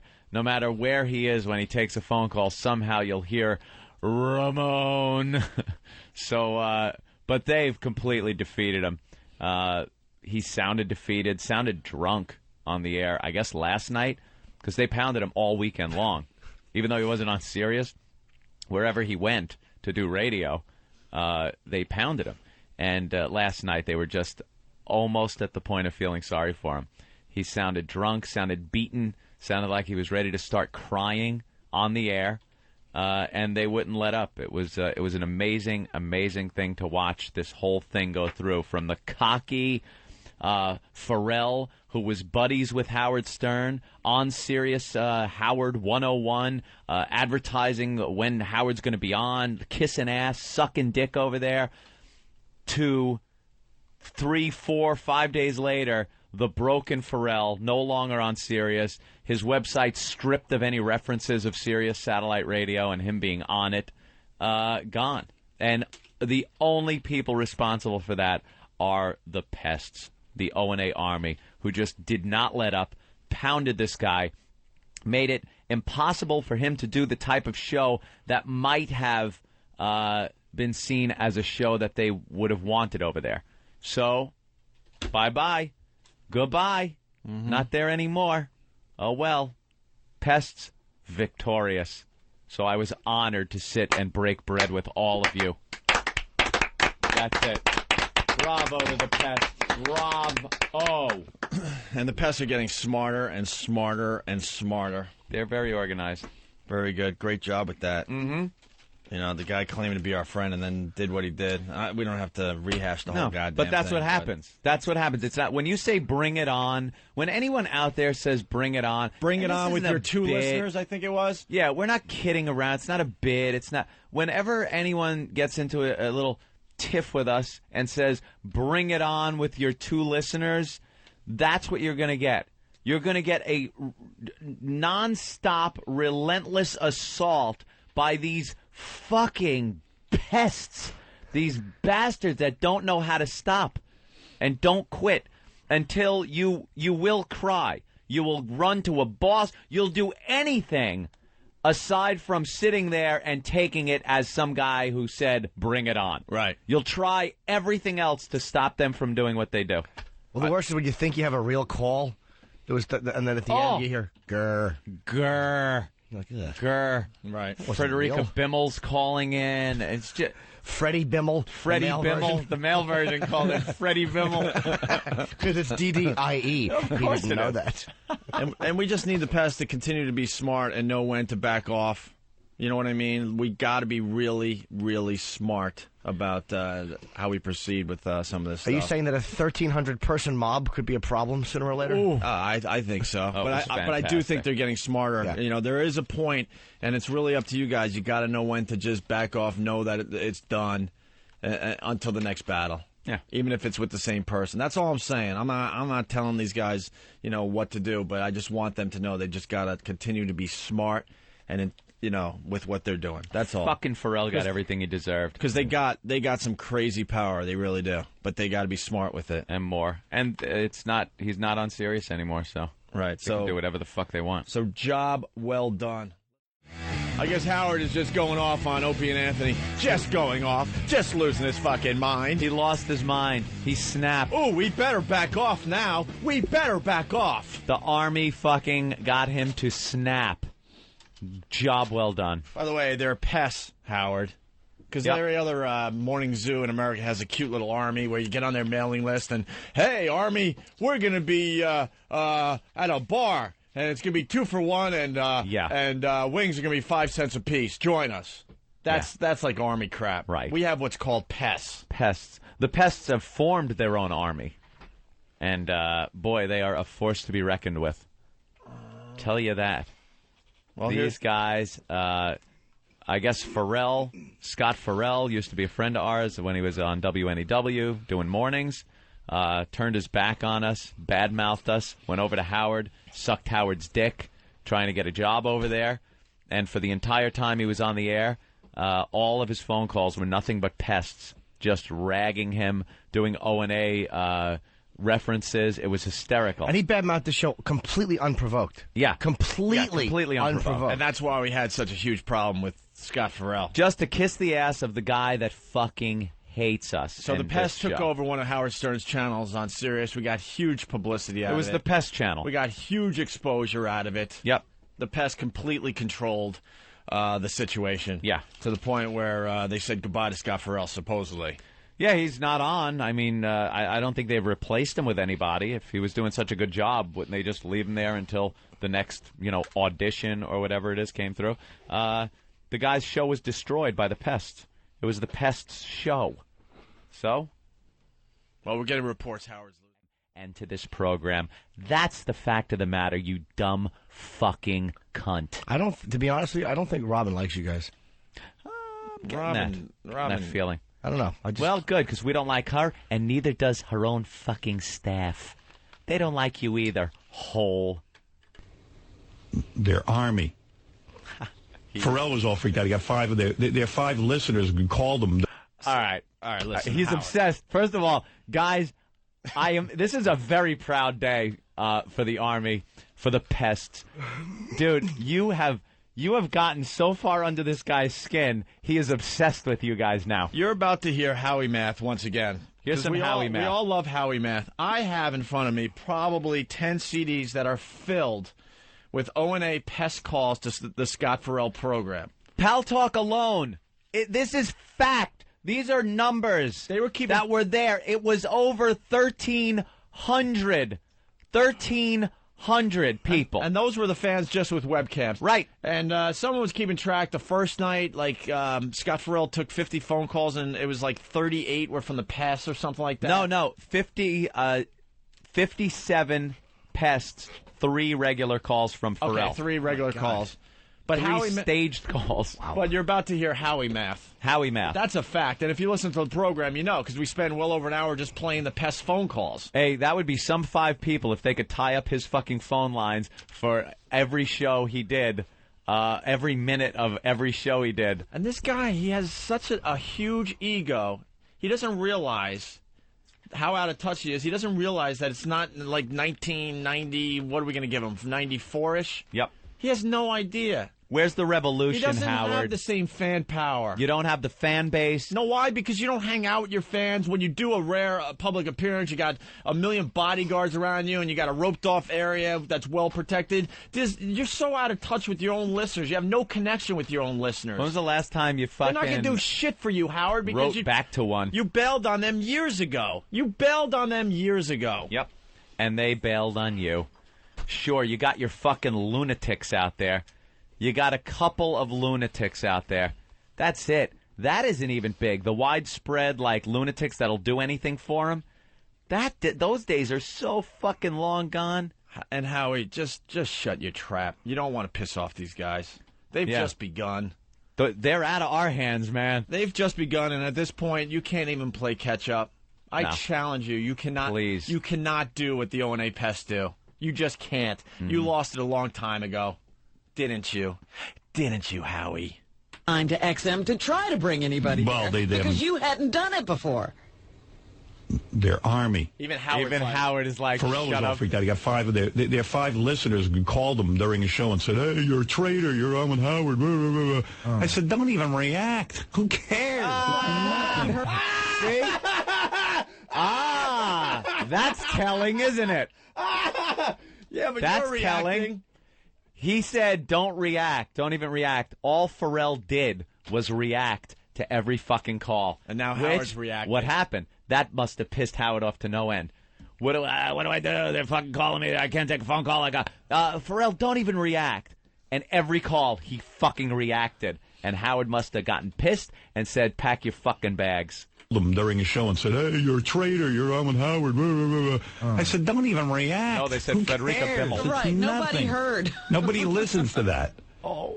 I didn't it's even over. know. Yeah, like someone like me didn't even know he was part of them. I'm in the business for the Christ's O&A sake. Army. But you know what's funny? Army. The O&A Army would have to buy Sirius in order to hear their pranks being. Right. They're probably all subscribers. The O&A to. Army. There you go. Sorry, Howie. Sorry, Howie. They were all listening for free because we set it up that way. Sorry, Howie. 1,300 people were listening to one fucking internet feed that was bootlegged, and that was being transmitted to all of those people for free. And you didn't see dime one of it, you fucking asshole. And Howard once again lying because the lawyers got involved and a bunch of the pal talkers got cease and desist. Some C&D. Which didn't stop them. They are still listening. And he knows this as he's saying this and lying through his teeth once again. This is all bullshit. Would have to buy Sirius in order to hear their pranks. Right. They're probably all subscribers. The They O&A have to. Army.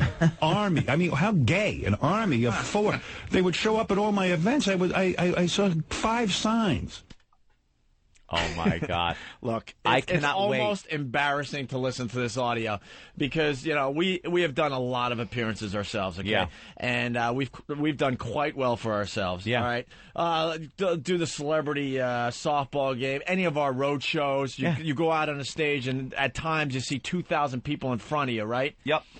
There's no way you would ever just notice 5 people maybe holding Howard's signs just to turn this whole thing around. You're not going to The only time you would actually notice in that position that Howard was in as he's saying he's at these events is if there was a big, huge presence. Enough people to make you notice. Exactly. That's it. Exactly. And Howard, if you think there's 3 or 4 people, again, I implore you, do another appearance.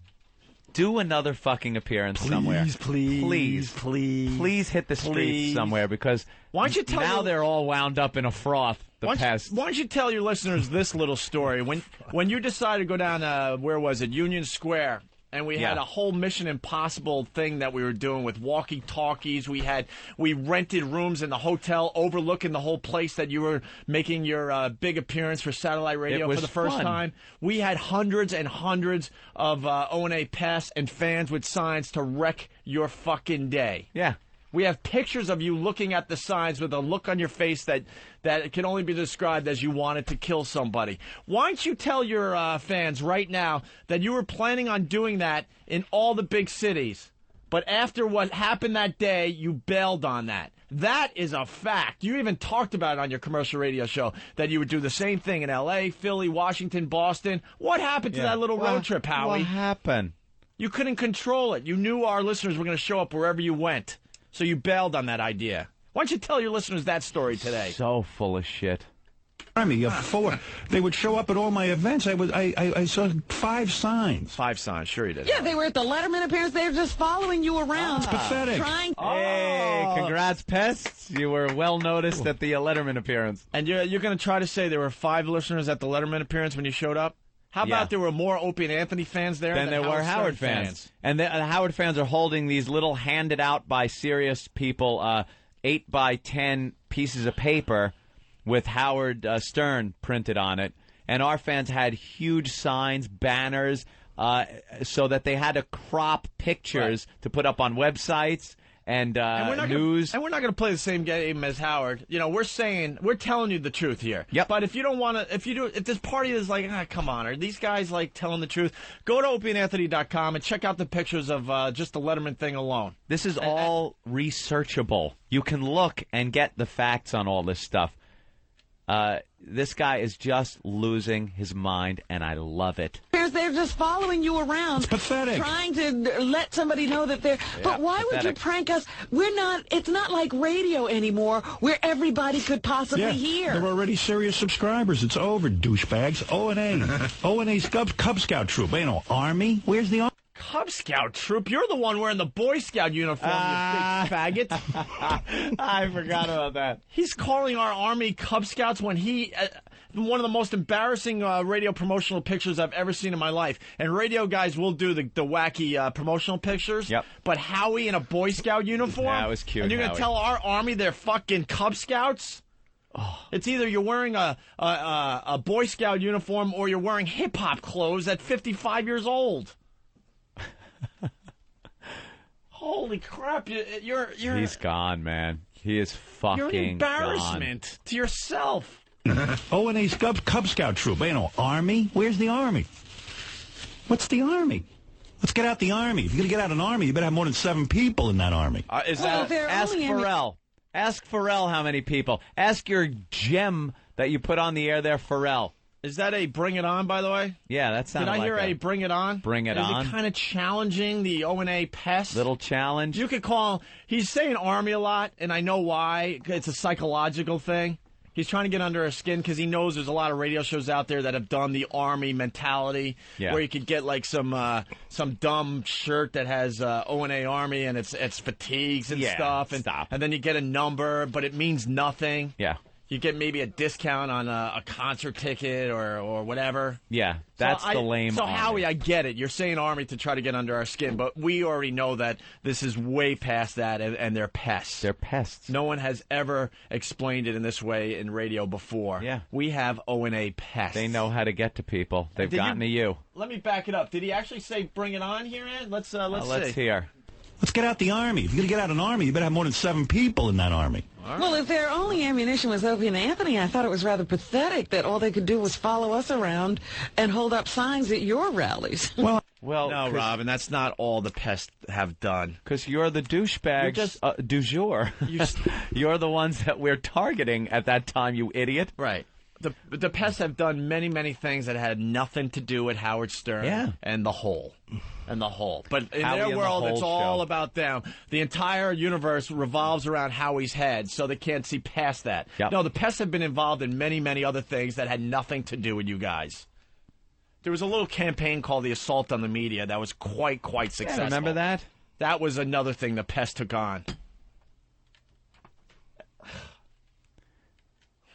And hold up signs at your rallies. Well, I mean, it's not Come on, Robin, that's a good, solid idea. It's like that's the arrogance of XM. Don't pit me up against those 2 jerks. Put me up against your whole company. I told you that when we sat and talked. One company's going to win. Yep.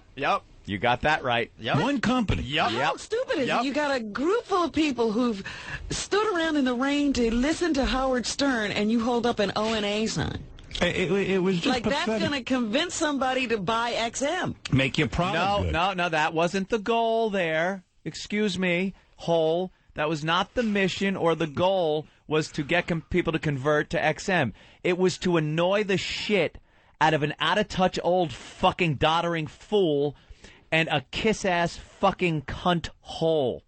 And mission accomplished. And you're babbling about it for fucking 20 minutes. And have them talk about XM and Opie and Anthony, which makes us bigger in the end. Howard, you know this game. Yeah. You know this game. Good job. Good job. Thank you. Just keep saying Opie and Anthony and XM. That's it. It was just like pathetic. That's going to convince somebody to buy XM. Make your product good. We have been. Don't sit around and follow me around at all my appearances. It's gay. It's lame. I feel bad for them.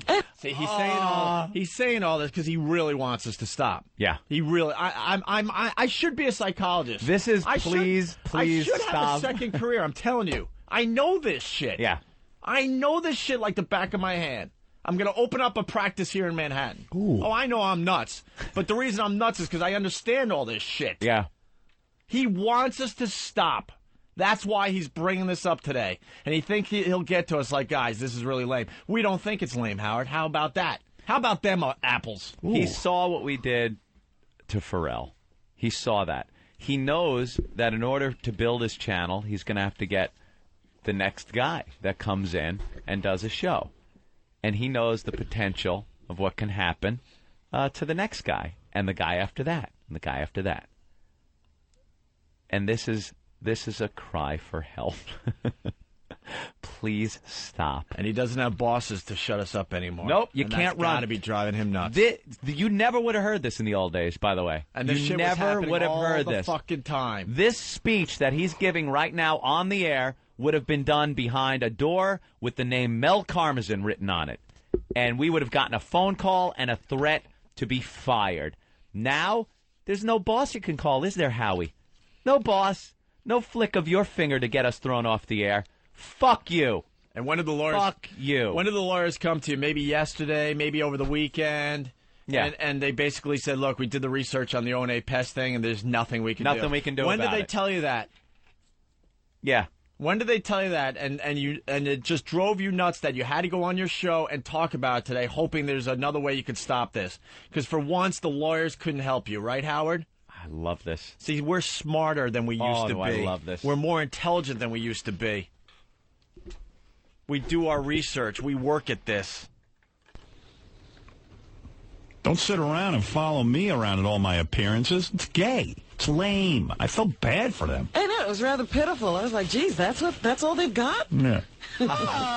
That's all we got. No offense to their army, but people have a choice. Go one way or the other. They're going to go with me. I mean, that's just the way it is. It's the way it's always been and the way it always will be. Well, we'll take that challenge, Howie. Yeah, We'll challenge on, because we You wanna have form more an army, listeners. come over to Sirius. Game look at him. Because that's the future. Look at him begging. I do believe it. He's I begging. really believe it. I believe this company's got some momentum. Call me nuts. Okay. You know. Game fucking on. Listen to him begging. Come over to Sirius. Game fucking on. Hey, pests. We'll take that challenge, Howie. We have more listeners than you. We'll continue to have more listeners than you, Howard, and that bugs the shit out of you.